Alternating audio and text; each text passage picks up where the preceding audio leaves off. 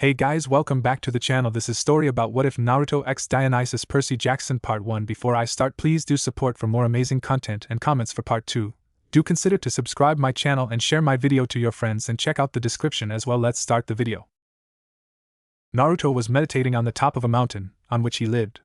This mountain was aptly dubbed Sage Mountain by the populace due to the serenity of the environment surrounding it. He was surprised when he was suddenly visited in his mindscape by Hagoromo Otsutsuki, the Sage of Six Paths, though he did not let his emotion show on his face.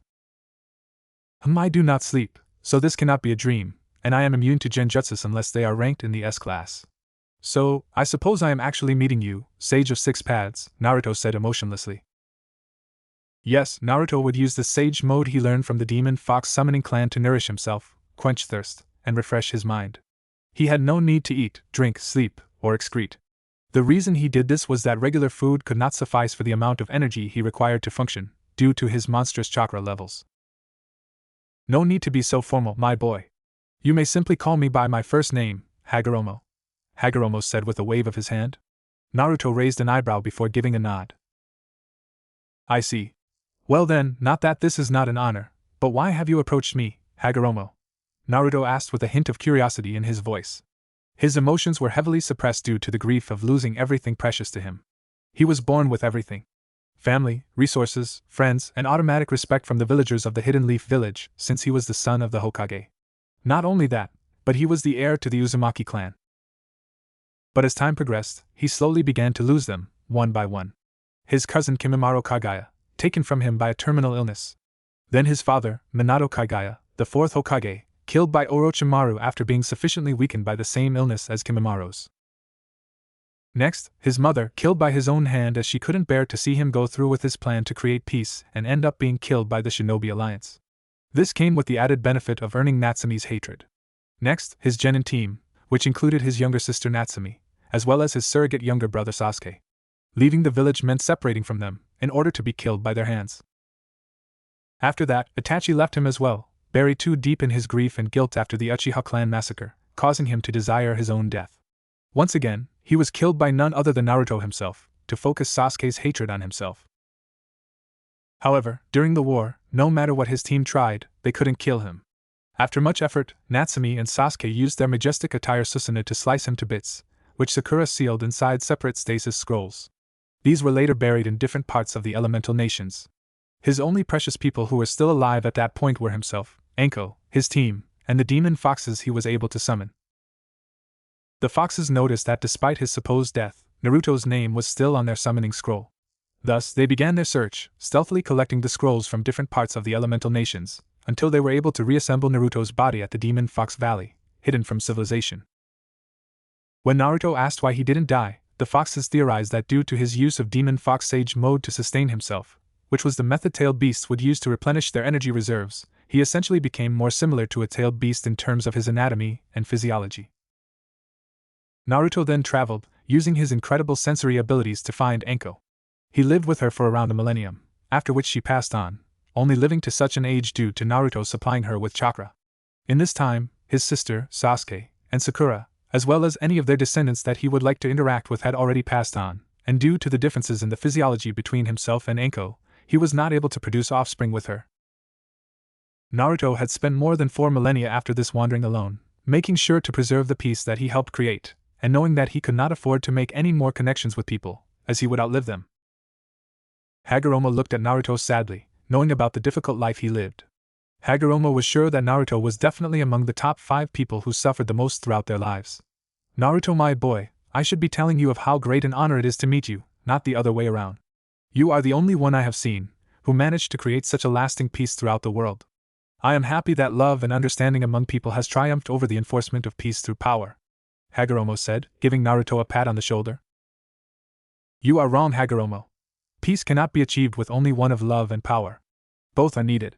I made the decisions I did after coming to this realization. I am sorry to put it this way, but your ideals were jaded, Hagoromo. You represented a combination of your sons, Indra and Ashura. You had the ability to spread love and understanding among people like Ashura, as well as the power to prevent rebellions, crimes, or any other behavior that would stand in the way of peace. Ashura was too kind to put his foot down and use his power to punish those who got out of line, while Indra was too tyrannical to create a lasting peace that people would enjoy. You failed to see this and chose one over the other as your successor rather than allowing both of them to take your mantle.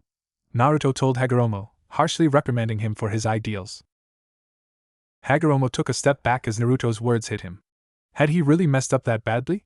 He had to give his respect to Naruto now, not only for Naruto's past actions, but also for the courage Naruto had to show him how he was wrong. I see, Naruto. You have given me a lot to think about. I suppose I was wrong to call you my boy, seeing that you are perhaps much wiser than ever was. But how did you know that your plan would succeed? Hagoromo asked curiously. It is rather simple, Hagoromo. By playing my part as a villain, I claimed that I would use my power to force peace. My sister Natsumi, being as idealistic as she is, challenged me by saying that she would follow your ideals and concepts of Nishu to create peace. It is obvious that this is what should be outwardly said, in order to fool everyone into thinking that this peace would last as long as there is a common understanding between them. However, human beings are creatures of desire. They always tend to want more than they have.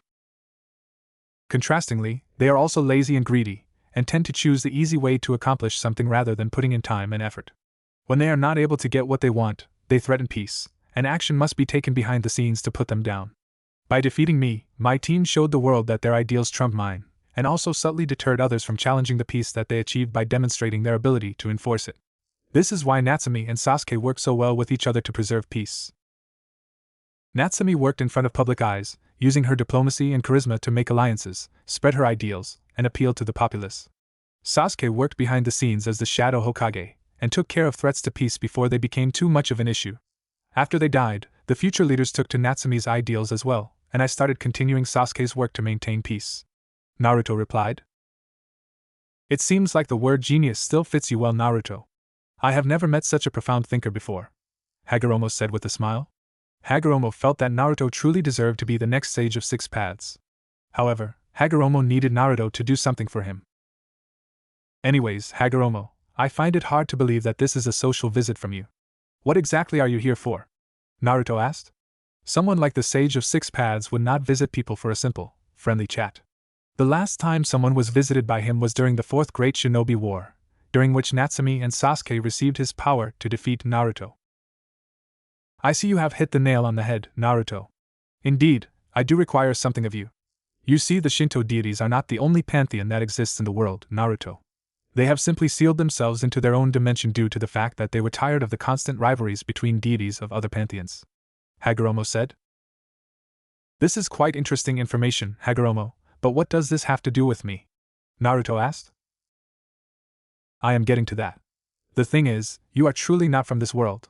While you were born here, your birth occurred due to a rather silly mishap by the Shinigami of this world. Long ago, when I was battling my mother, Kaguya, sealing her in the moon caused the seal between the other dimension and the elemental nations to weaken slightly. Coincidentally, the Greek god of the underworld, Hades, was making a trip to Erebus, the darkest part of the underworld besides Tartarus. Hagoromo said, pausing as he saw slight confusion on Naruto's face. I will explain all the references to the Greek pantheon later, after I finish what I am telling you. Anyways, the weakening of the seal caused Hades to accidentally end up in the Shinigami's realm in the form of a lost soul, where he wandered for almost a millennium. The Shinigami, who was tired of the monotony of his job of collecting souls, did not notice Hades, and accidentally collected him. Sensing that the soul he collected was not dead, the Shinigami panicked and quickly sealed the soul into a child who was being born at that moment, much to Hades' chagrin. This child turned out to your father, Minato Kaguya. Hades, being new to this experience, was able to separate his power from Minato's, making him have normal Kaguya clan abilities, but he was not able to separate the power from being transferred to you while you were being conceived. This caused your chakra to mutate and become similar to tailed beast chakra, Hagoromo said. So, you are telling me that I am this Hades fellow's son? Naruto asked. In a sense, you are. Hades was able to finally control his abilities from inside Minato's soul by the time your parents were conceiving your sister, so while she did have a large amount of raw power and chakra, her chakra paled in comparison to yours. So, while you are genetically Minato's son, as Minato and Hades are different people, Hades' power caused the mutations necessary for you to essentially become a genetic freak. When your father died, Hades' soul was liberated and he was able to go back to his world, Hagoromo said. I see. So, it is Hades who is responsible for my power. I would have never guessed such a thing. Alright, so why have you felt the need to tell me this now, after all this time? Naruto asked suspiciously. Hades wants you to go to the other world, where the Greek and the other pantheons reside. Something about preventing a war from breaking out. He was not able to finish as it was taking too much of his energy to communicate with me through the seal between our worlds. Hagoromo said. So that's how it is. I would have to politely decline though, as I have to remain here to maintain peace in the world that I actually belong to. Naruto said. Naruto, please think about it. You can leave a blood clone here to take care of things in your absence. People here no longer hold a candle to the power that you possess. The only downside is that you will not be able to communicate with the clone. You going will help form ties between the Greek and Shinto pantheons as well. And don't you want to help another world achieve peace? Hagoromo asked pleadingly. Naruto thought about what Hagoromo said for a moment before sighing and standing up, letting natural energy from his perpetual sage mode flow into his muscles to let them relax and loosen up. You are a master manipulator, do you know that, Hagoromo? Naruto asked exasperatedly. Hagoromo simply smiled. Alright, so can you help me understand the place I am going to, the beings I will have to face, and things like that? As a shinobi it is important for me to get a lay of my land, Naruto said. Before that, Hades also told me to revert you to the age of 12 and get you to enroll in the 6th grade at Yansei Academy, a private boarding school in upstate New York, Hagoromo said. Strange. You seem to forget to mention such important information before. Perhaps I should extract any more information you could be hiding, Naruto said, as both his eyes morphed into the Rinne Sharingan. When he implanted Itachi's eyes, which he took from Anko's corpse, into the Rinnegan eyes that he took from Pain, they seemed to mutate together until he saw the 6th mode Rinnegan, like Sasuke's Rinnegan, in both his eyes. These further mutated into the Rinne Sharingan after several decades. Hagoromo paled in fear as he saw Naruto's eyes. Shit! No! Naruto, I'm sorry! That's all he told me. I swear! Please don't use those eyes on me, Hagoromo said in panic, calming down once Naruto deactivated his eyes. Thank you. Now, to help you learn about the new world you will be entering, I have arranged some books here for you about Greek mythology, the English language, and other things you will have to learn. Kindly memorize them with your ocular abilities, Hagoromo said. Naruto sighed exasperatedly at Hagoromo's behavior. It perplexes me how you can switch personalities between a terrified brat and a dignified man, that one would expect the Sage of Six Paths to be, so easily, Naruto said as he shook his head. Yes, ahem, now if you would, Hagoromo said, gesturing to the books. You seem to have forgotten to turn me into a 12-year-old. However, before you do, will I lose any of my abilities after I revert to that age? Naruto asked. Right, sorry for forgetting. You won't lose any of your abilities from this transformation, but you will have to adjust your taijutsu to match your 12-year-old physique, Hagoromo said. Once the transformation was complete, Hagoromo looked at Naruto before smiling. You were a cute kid, Hagoromo said as he reached towards his slightly plumper cheeks. I will pretend I did not hear that, Naruto said, smacking Hagoromo's incoming hands away. You're no fun. Anyways, the books, Naruto, Hagoromo reminded him. Right, Naruto said as he memorized the contents of all of the books within a few minutes. Hagoromo beamed proudly once he was done. Alright, so can you take me to the new world, or Earth, as it is referred to in the books you gave me now? I wonder why they would name their planet after an element, but I suppose each world has its own quirks, Naruto asked, saying the last part to himself. You see, ahem, yes, Hagoromo started to say as Naruto interrupted him. I am running out of patience here, Hagoromo, Naruto said, his voice having a slight edge to it. Well, my Rinnegan does not have sufficient power to transport someone to that world. Communication is possible, but actual transport needs much more power, Hagoromo said. So, you are saying I should find a way to get there myself? Naruto asked. Finding a way is not a problem. You can simply use a teleportation portal made by your Rinnegan. However, you have to supply it with power until you can get through. Just connect your energy with this hair. It is Hades, so it should take you to him, Hagoromo said. I see. Well then, before I leave, is there anything I need to bring with me, other than my standard sealing equipment and ninja tools? Naruto asked. Ah yes, thank you for reminding me. All the money you have accumulated throughout the years is useless in this new world, and once you leave, you will not be returning, so I suggest that you distribute it throughout the world and take this money, currency of the place you will be going to. I also suggest that you take your godfather, Jiraiya's literary works with you. Publishing them will earn you some money. Also, take these forged identification documents I have prepared for you so that you do not get into trouble with the law enforcement where you are going, Hagoromo said. It seems there is no world that can escape from perversion, Naruto thought as he sighed and rubbed his temples. Alright Hagoromo, I will be leaving now. I suppose this is our final goodbye. Naruto said. Goodbye Naruto. I wish you the best. Hagoromo said. Goodbye, Hagoromo. For what it's worth, I still consider it an honor to have been able to meet you, despite the shortness of our meeting. Please take care of this world for me. Naruto said with a smile before he opened a portal with his Rinne Sharingan. He looked back at Hagoromo, who nodded at him, before saluting him and walking through the portal.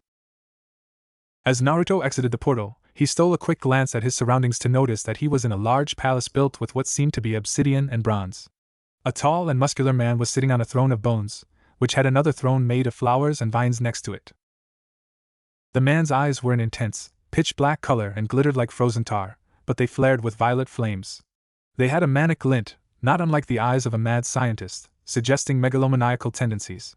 His skin was pale, almost white, a sign of either albinism or long-term confinement in darkness. His hair fell to his shoulders, with bangs covering parts of his eyes. He had a short goatee, which completed his insane appearance. His black robe seemed to be threaded with putrid mist, which Naruto was able to identify as people's souls. These were souls of the darkest, most evil people that Naruto ever felt. The man exuded a sense of a mesmerizing, evil charisma, which reminded Naruto of his past sensei, Orochimaru of the Sannin. Identifying this man as the one who requested his presence, Naruto bowed to greet him. Lord Hades, I have arrived as you have requested. Naruto said. So, you will not kneel before me, boy? Hades asked in an oily voice. I only give that sort of reverence to those who earn it. You have not yet earned my respect yet, so I will treat you as I treat others. Naruto said. Naruto wondered if Hades was upset with what he told him, as he saw Hades look down for a moment. Ha ha! I like you, boy. You are perfectly right in what you said. I wonder how my youngest brother would react if you told him that. He's probably going to have a coronary. Ha ha ha! Hades said, laughing raucously. He glanced at Naruto, expecting that he would laugh as well, but Naruto had not reacted. Tough crowd. Hades muttered. You know, you can lighten up, right? You are no longer in your world, where lowering your guard at the slightest can cost you your life. And please call me father or dad. Hades said. Old habits die hard. But how can I refer to you as my father when you only revealed yourself and called for me when you needed me? Naruto asked. Ah, I see, so that's how it is. I'm sorry, Naruto, but I previously intended to leave you alone and allow you to live your life and pass away without learning about me. However, I took pity on you, due to the lonely life you had lived after the death of those you loved. I also think that my father is stirring, and he may take advantage of a possible war that may occur between the gods. I have not observed you for most of your life, but I can tell that you are powerful, Naruto, even though you are hiding most of your power from detection. I will not ask you to reveal your abilities to me until you trust me more, but please make sure that you tone down the amount of power that you allow to be detected. My youngest brother is paranoid, and may see you as a threat otherwise. Hades said. I see, well I will refer to you as my father then. You are correct about me being powerful, and I am not keen on making enemies the moment I set foot on this world, so I will lower the power I exude. Tell me when I have lowered it sufficiently. Naruto said. Hades nodded as Naruto's detectable power started to lower. It continued to lower until it is about the same amount of energy exuded by Percy Jackson. Stop. Hades said suddenly, just as Naruto was releasing less than 1,000th of his power. Right, so Hagoromo told me that you wanted me to go to a private boarding school by the name of Yancy Academy, in upstate New York. Why is that? Naruto asked. I cannot reveal all my reasons just yet, but I implore you to be watchful of a boy there. He goes by the name of Percy Jackson. Hades said. From the way you are warning me, I can infer that this Percy Jackson fellow is either a powerful demigod, or a powerful monster. Naruto said. Perceptive. I am impressed. However, I suggest that you get going now. And please do not reveal your interaction with me to anyone.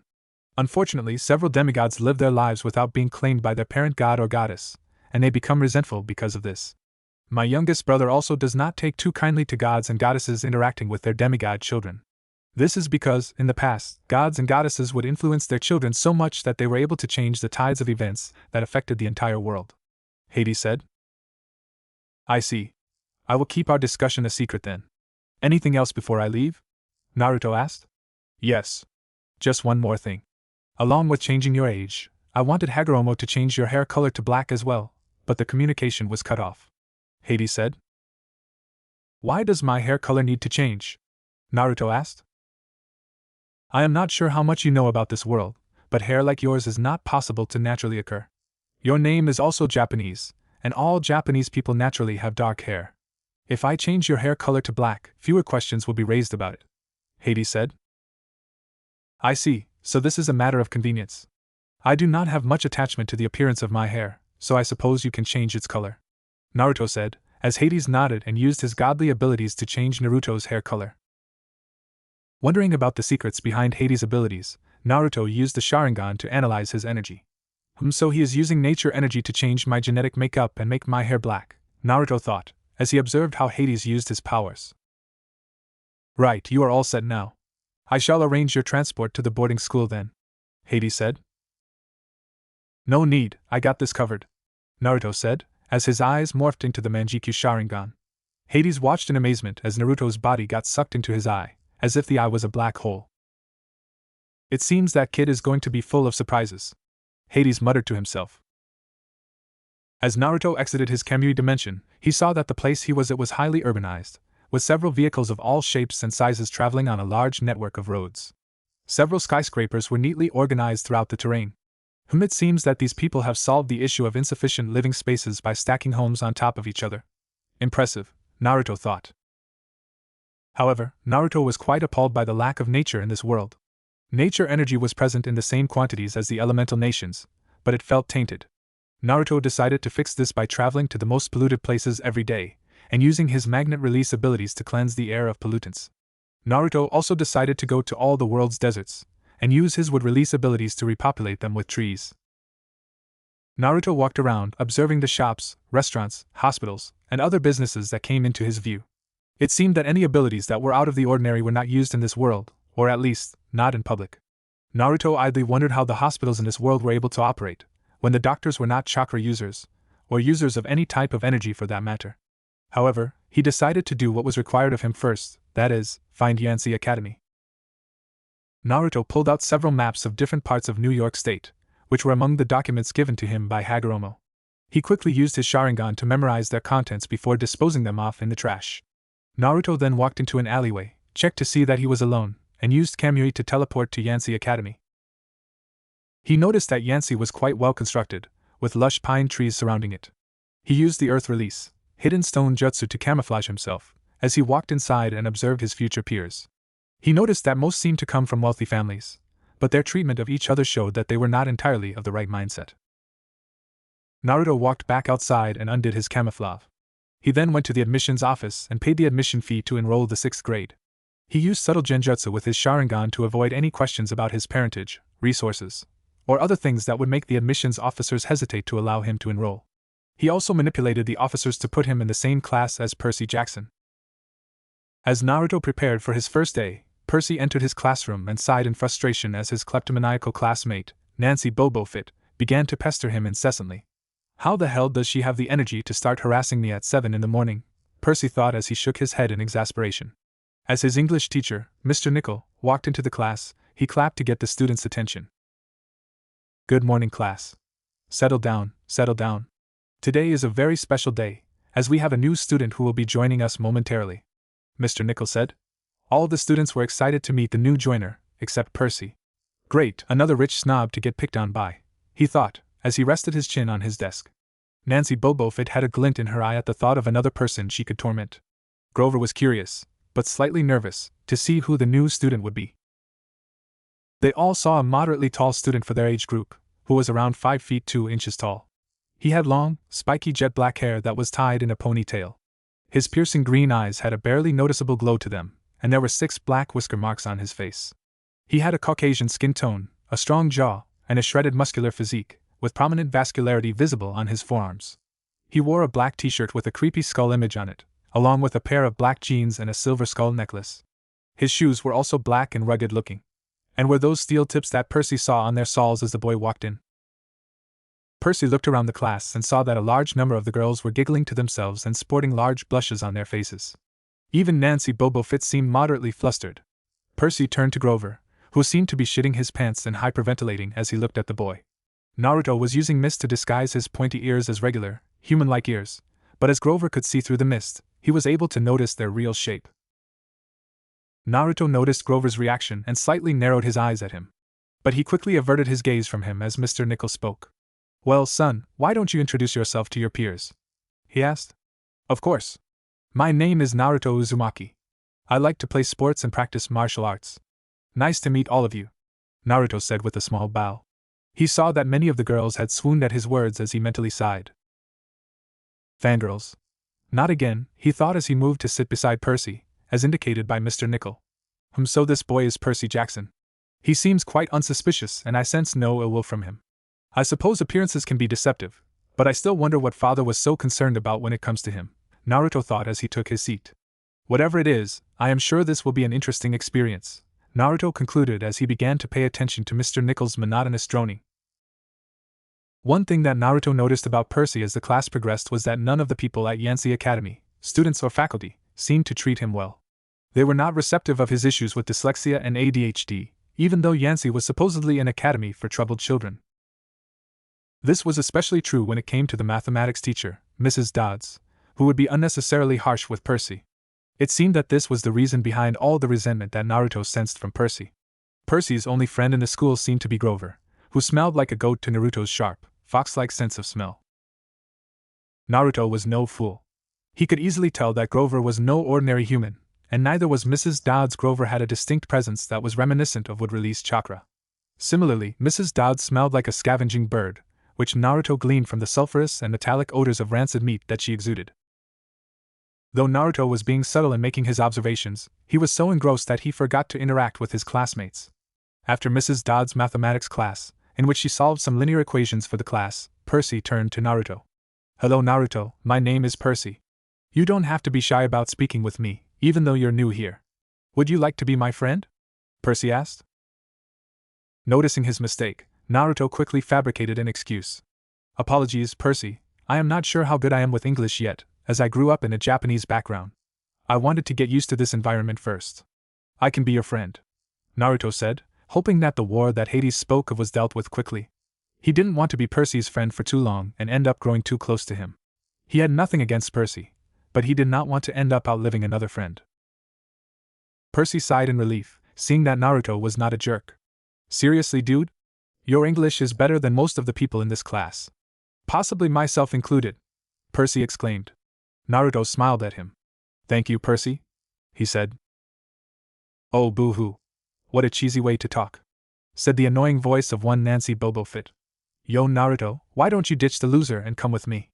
I heard the band room is free for a hot makeout session," Nancy said, giving Naruto a coy smile. Percy could not believe the indecency of this girl. He turned to Naruto to see what he would say, but he was surprised that Naruto had not even reacted. "You're not worth my time.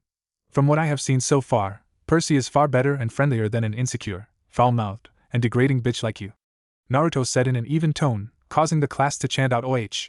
Roasted. Nancy was red in the face after hearing Naruto's words to her. "Shitty asshole. I will teach you a lesson," she screeched as she threw the bits of chalk she had in her hands at Naruto.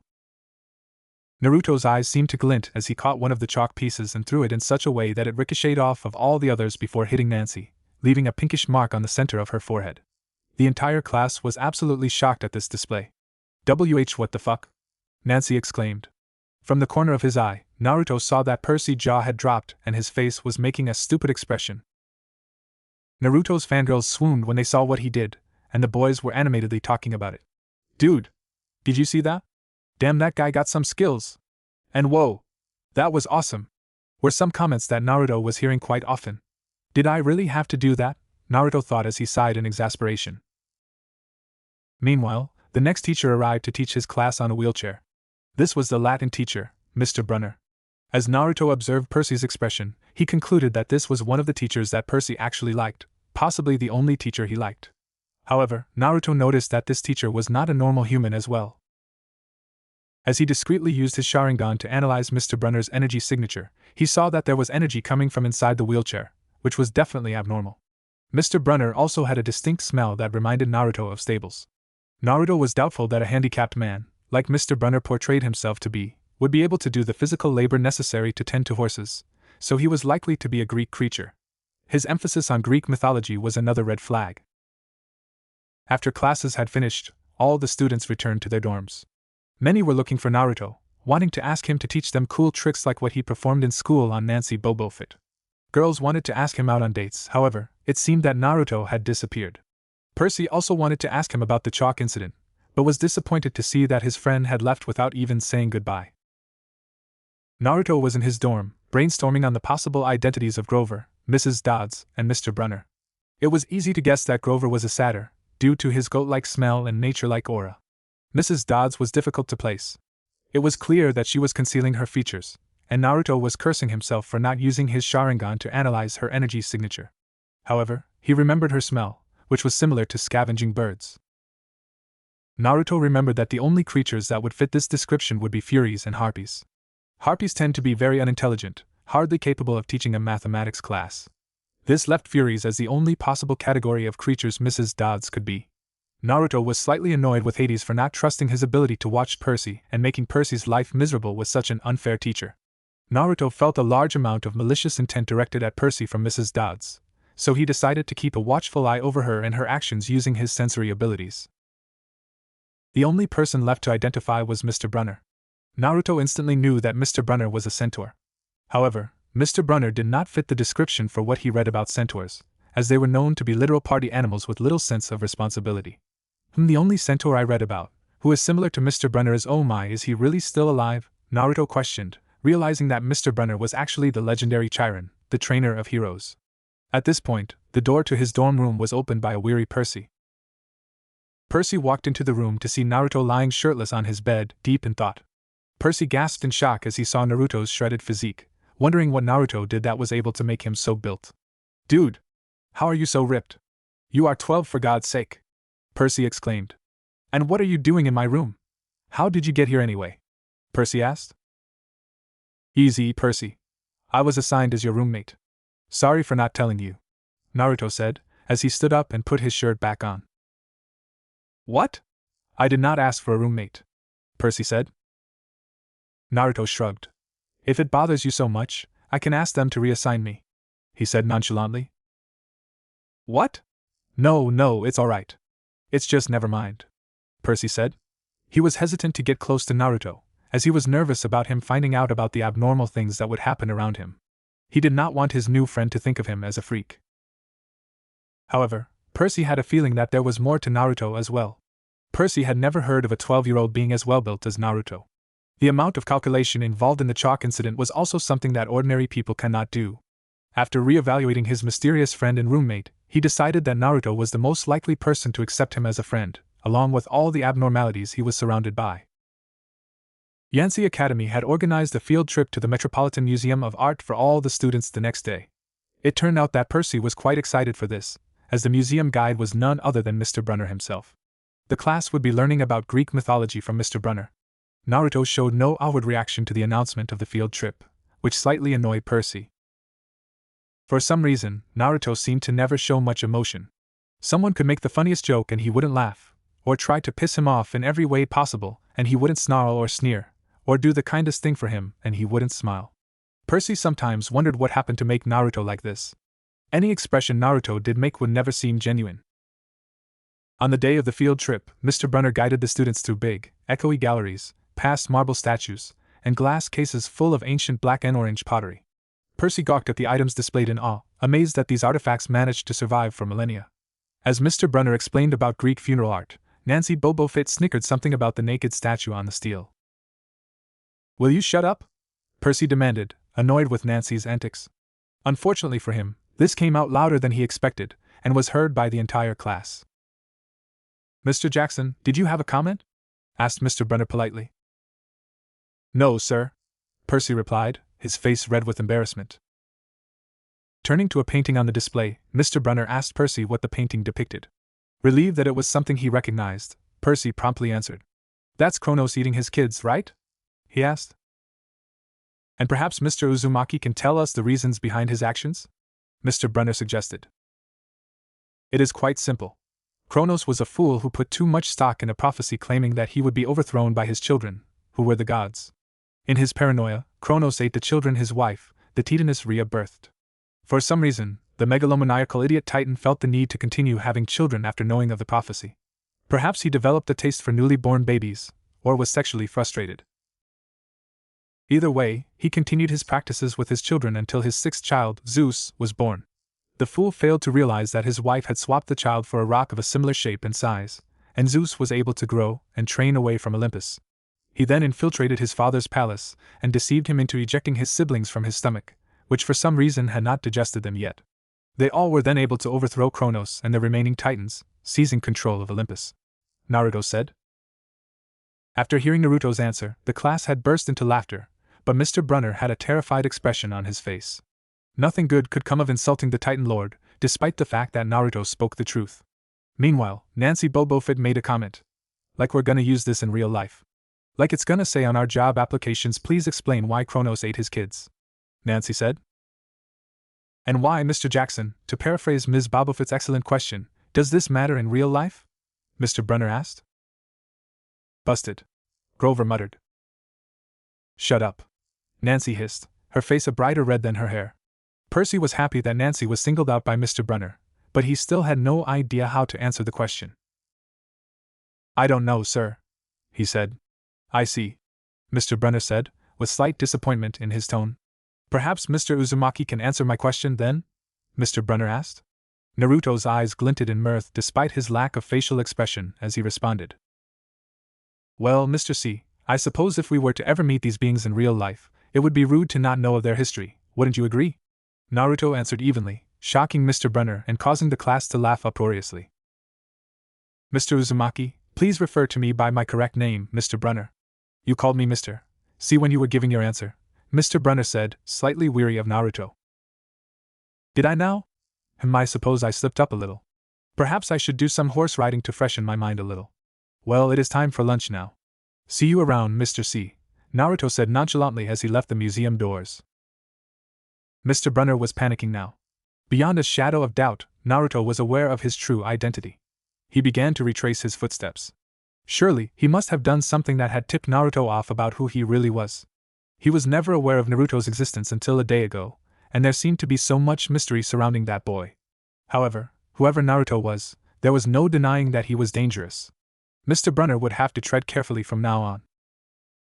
Naruto's actions terrified Grover as well, who was able to glean that Naruto knew of Chirin's identity already. Naruto was definitely a powerful person, creature, or whatever he was. He was about as powerful as Percy, or maybe even more so. Naruto's pointed ears, eyes with vertical slits for pupils, whiskers, claws, and abnormally long and sharp canines were not helping Grover dismiss him either. The abnormal presence of nature energy present around Naruto was overpowered out by his aura of death that he inherited from Hades, as he did not want to draw out nature spirits. This was another reason why Grover could not accurately judge Naruto. If Naruto was not exuding his aura of death, Grover would possibly try to stay as close as possible to the being that was most similar to Lord Pan. Grover silently lamented how he was always sent on the most difficult demigod retrieval missions, like seriously, 2 children of the big 3? And now life had to throw him into another shitty situation. Grover did not like how Naruto was becoming friendlier with Percy as of late, not out of jealousy, but out of concern for Percy's safety.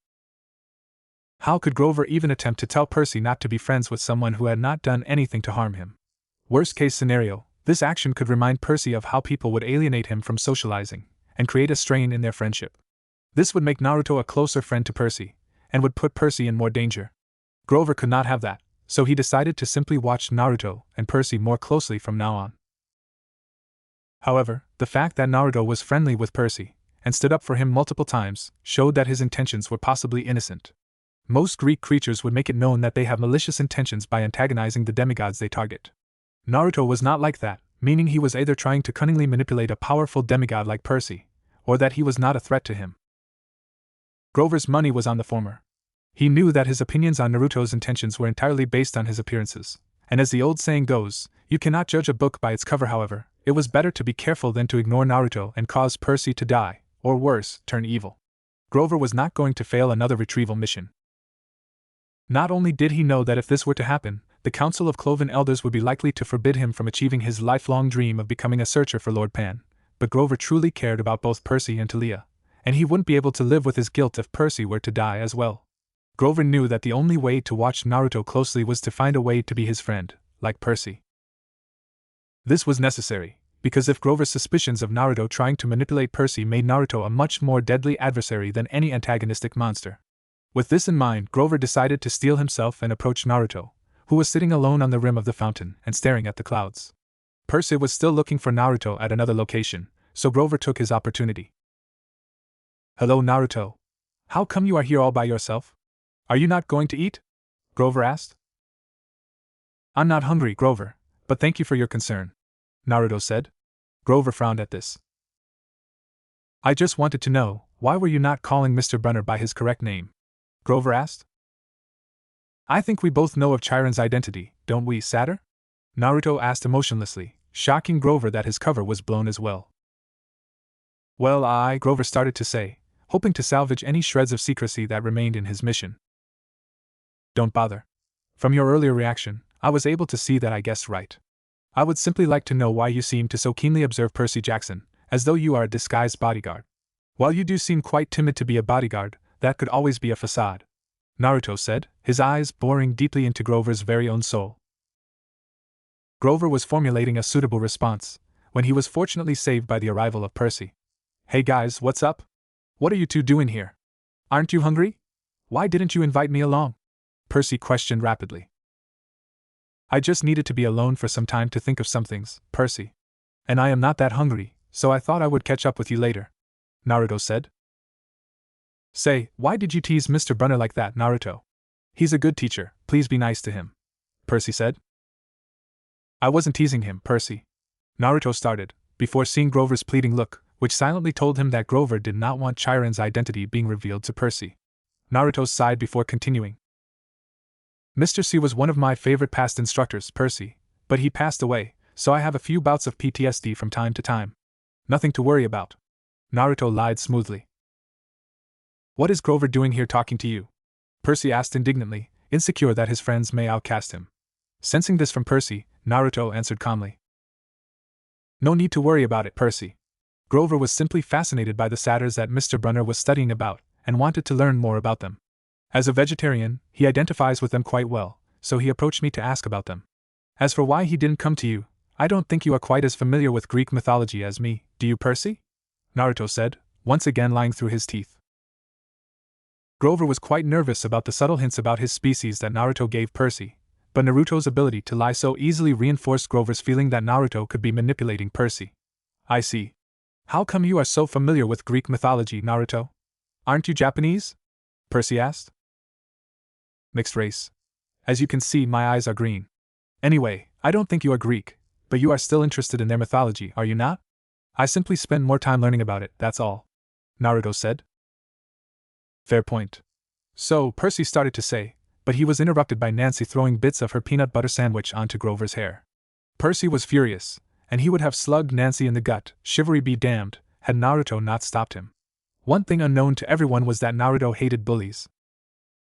He knew how their minds worked. Their inferiority complex would make them target others in an attempt to exert dominance on them, in order to feel better about themselves.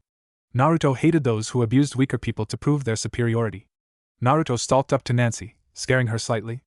Naruto stopped in front of her before pointing to the bits of her sandwich that Grover had picked out of his hair. "Eat them," he said softly. Nancy's mind was racing. Naruto asked her to eat food from the muddy ground? And even worse, it had touched Grover's lice-infested hair. Seeing as Nancy had not moved, Naruto spoke again. "Eat them. You wouldn't want to waste food, now would you?" he said as he loomed over her menacingly. Finally, Nancy gained some backbone and steeled her resolve. "Why should I?" she said defiantly. Unimpressed, Naruto aimed a small amount of killing intent at Nancy. He made sure no one could feel it other than her. Nancy wet herself from seeing visions of herself dying in horrifying ways, from being crucified, to being impaled, to being burned alive. Reeling from the experience, Nancy spoke as sobs came through her eyes and mouth. All right. I will eat them. Please, don't do that again," Nancy said, with tears flowing down her cheeks. She went over to the ground beside Grover and started picking the pieces of her sandwich and eating them. Grover simply observed from the side as she did this, infuriating her. As she ate the last piece, she gave Grover a strong kick to the shin. Percy was seething in rage. "It's all right, Percy, I'm fine," Grover said, as he attempted to calm his friend down, but Percy was having none of it. Percy's rage turned to shock when a tendril of water extended from the fountain and pushed Nancy to the ground. Nancy got up and ran to Mrs. Dodds, who conveniently was in quite close proximity to Percy, Naruto, and Grover. "Mrs. Dodds, Percy pushed me," she complained. "Did he now? I suppose that is grounds for punishment," Mrs. Dodds said as she walked towards the group. Percy wanted to dispute what Nancy said, but doing so in the presence of Mrs. Dodds was figuratively suicide. So, he simply resigned himself to whatever punishment he would be given. "Now, honey, I would like you to come with me," Mrs. Dodds said venomously. "I know, a month of erasing notebooks, I know," Percy said lackadaisically. "Now, honey," Mrs. Dodds replied. Panicking, Grover pushed Percy out of the way and took the blame. "Wait, no. It was me. I pushed her," he said. "You will stay here," Mrs. Dodds hissed, as Grover looked to Percy and Naruto desperately. "Don't worry, Grover. I will help him," Naruto said. Percy gave Nancy an ill-calculated glare, but she simply smirked. As she led him up the stairs in the museum, Percy saw Grover's eyes flitting from Mr. Brenner to him, as if wanting Mr. Brenner to see what was happening. Percy would have observed more, had Mrs. Dodds moved a little slower, rather than at inhuman speeds, as they moved deeper into the museum. She stopped only after reaching the Greek and Roman section of the museum. However, for some reason, the gallery was devoid of anyone except Percy and Mrs. Dodds. "You've been giving us problems, honey," Mrs. Dodds said, confusing Percy. Sure, he was not exactly a model student, but why was he being singled out? He usually would keep to himself as well, not attempting to pick fights. Of course, he would stand up for himself and Grover when they were bullied, both by teachers and peers, but that surely shouldn't amount to him being problematic. And yes, he would cheat on his assignments a few times, but who didn't? His illegal candy stash also would not attract this type of response from a teacher, unless Mrs. Dodds had some unresolved traumatic experience that involved her candy. However, Percy decided to play it safe. "Yes, ma'am," he said evenly, hoping she would be diplomatic. However, it seemed luck was not on his side. "Did you really think you could get away with it?" Mrs. Dodds asked, with a malicious look in her eye. Terrified, but hoping that she would do the right thing as a teacher and not harm him, Percy managed to get out a shaky response. "I'll try harder, ma'am," he said fearfully. "We are not fools, Percy Jackson. It was only a matter of time before we found you out. Confess, and you shall suffer less pain," Mrs. Dodds said menacingly. Percy seriously had no clue what this was about. He mentally replayed everything he remembered doing while at Yancey Academy, but found nothing that would elicit such a response from Mrs. Dodds. "Well?" Mrs. Dodds pressed further. "Ma'am, I don't," Percy started to say, but Mrs. Dodds' features started to shift. "Your time is up," she hissed venomously. Her eyes started to glow like hot coals, her fingers elongated into talons, and her jacket morphed into large, feathery wings. The shriveled hag with bat wings, claws, and a mouthful of sharp, yellow teeth charged at Percy, intent on killing him. Percy heard someone, presumably Mr. Brunner from the sound of his voice, shout out. "What ho!" Mr. Brunner started to shout. However, he was interrupted by a screeching noise that sounded like several thousands of birds chirping all at once. Despite the way he described it, the sound was quite unpleasant to his ears. Just as Mrs. Dodds was about to pounce on Percy, a lightning construct emerged through the left side of her chest. Mrs. Dodds turned around, trying to see her assailant, as Naruto's face came into view. "You!" Mrs. Dodds gurgled out. "Me," Naruto replied calmly, as he retracted his Chidori from her chest cavity. Mrs. Dodds let out a silent wail as she burst into golden dust. However, somehow, Naruto remained pristine, without a speck of dust on him or his clothes. Mr. Brunner watched the display, so stunned that he dropped the pen he was about to throw to Percy. Percy was also in awe when he saw Naruto's power. "Dude, what the hell was that?" Percy asked incredulously. "I will explain later. First, let us get out of here," Naruto said, as he grabbed Percy's shoulder and used a body flicker to teleport him to an isolated area. As Percy gained his bearings, he looked around to see that he was surrounded by trees. "Whoa! How did you do that, Naruto?" Percy asked, in awe of Naruto's abilities. Naruto turned to Percy as he looked him in the eyes with his Manjikyu Sharingan. "Alright, now that we are away from prying eyes, Tsukuyomi," Naruto said as the world around them dissolved. Percy's eyes opened in a red and black landscape, slightly fearful of what Naruto was doing, but not acting on his fear yet. After all, Naruto did save his life. There had to be some meaning behind that, right? "Welcome to my realm of Tsukuyomi," Here, I have all control over space, time, and senses.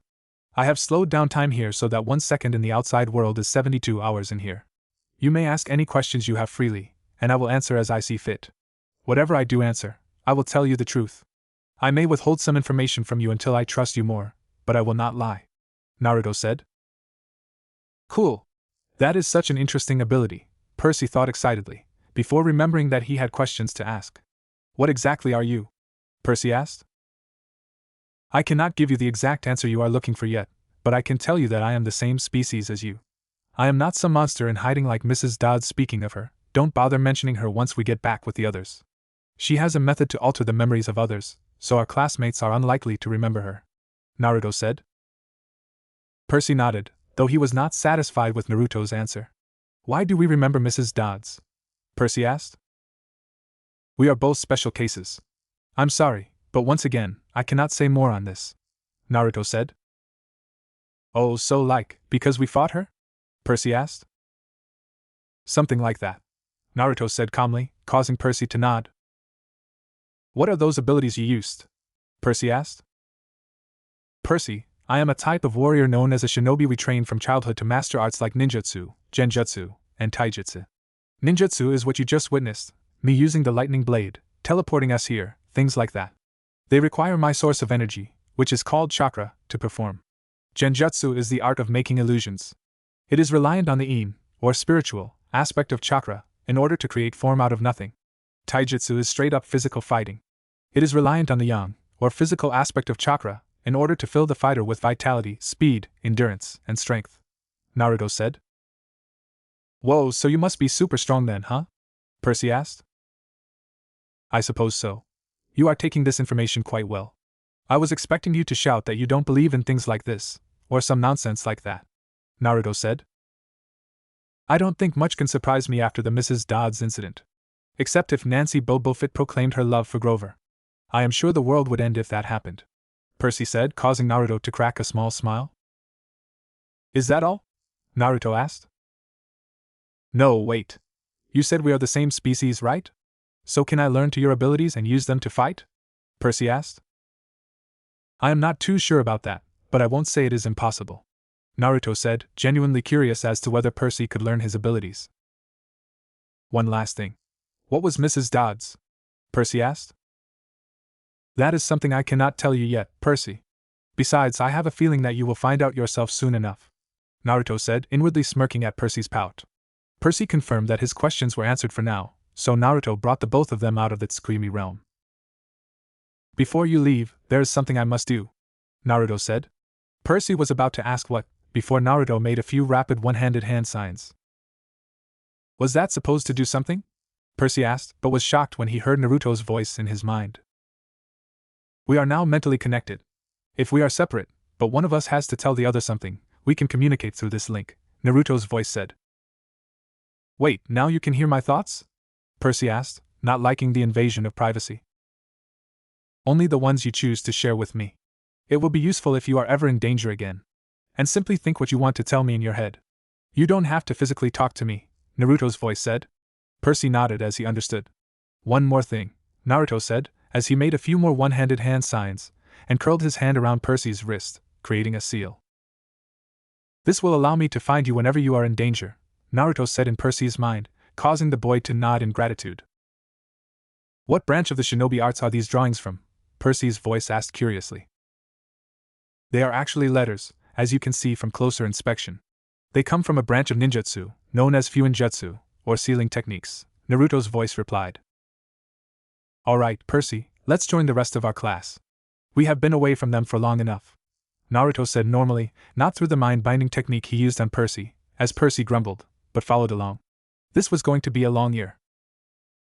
I hope Mrs. Kerr hooped your butt, called the annoying voice of Nancy Bobofit. So it seems Naruto was right. Mrs. Dodds must have manipulated something to make everyone forget about her and replace herself with this Mrs. Kerr person, Percy thought. Knock it off, Boba Fett, he yelled. Don't call me that, Nancy yelled back. Percy wondered why she was wearing different pants than she was before, but he remembered how Naruto scared her enough to make her wet herself. He grew a sly smirk, happy to gain some ammunition against her. He wouldn't use it now, of course, but he would definitely embarrass her in front of the whole class when the time was right. Oh, sweet, sweet vengeance. Chiron and Grover were wondering why Percy did not make a fuss about people not remembering Mrs. Dodds, but Chiron remembered how Naruto talked to Percy before bringing him back. Yes, he would have to watch out for this Naruto character.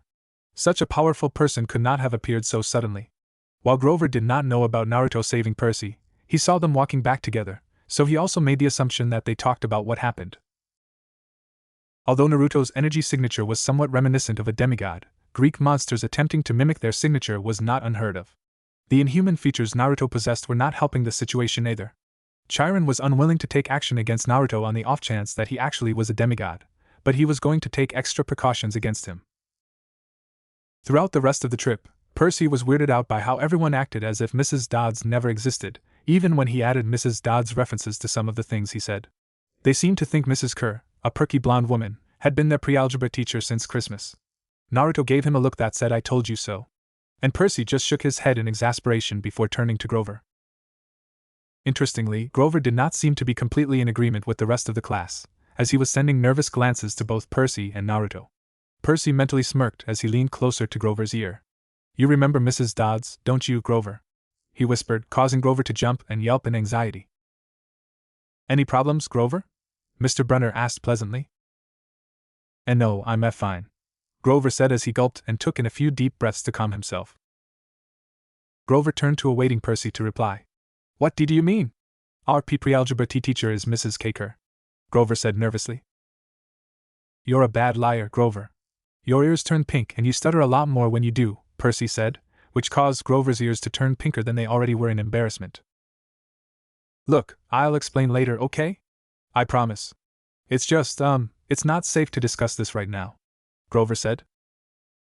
Percy mentally spoke to Naruto through the seal. "Any ideas?" he asked. "Not my place to say, but I think you can figure it out yourself. You are smarter than you give yourself credit for," Naruto said, making Percy beam at the praise. Percy hadn't noticed before, but New York was experiencing some very odd weather ever since Christmas. Blacker clouds than he had ever seen formed, thunder would clap as well every so often, storms were brewing, and so on. At first, he thought it must be global warming or something, but sometimes the weather would fluctuate too much for it to be caused naturally. Snowstorms, floods, wildfires, and lightning strikes would all occur within the span of a few days. The bizarre weather continued as the year-end tests approached. Disasters like tornadoes were a frequent occurrence, planes would end up being inexplicably swallowed up by the Atlantic Ocean, and thunderstorms would occur every day. Yet, for some inexplicable reason, Yancey refused to cancel the tests, which slightly vexed Percy. Percy became cranky and irritable due to nightmares about Mrs. Dodds, and the only thing that kept his grades at the range of B's was Naruto's help. When he was unable to spell words during the spelling test due to his dyslexia, Naruto controlled his body through the seal and wrote the answers for him, something Percy didn't know he could do, but was immensely grateful for. When Percy surprisingly scored well on that test, Naruto deliberately messed up a few words so that it wouldn't seem suspicious. The English teacher Mr. Nickel accused him of cheating, which he did, and Percy called him an old sot. He didn't know what the term meant, but he liked how it sounded. Naruto was angry that Mr. Nickel treated Percy like this. He did admittedly cheat, but it was undetectable, and Percy should have been seen as the one responsible for his own scores.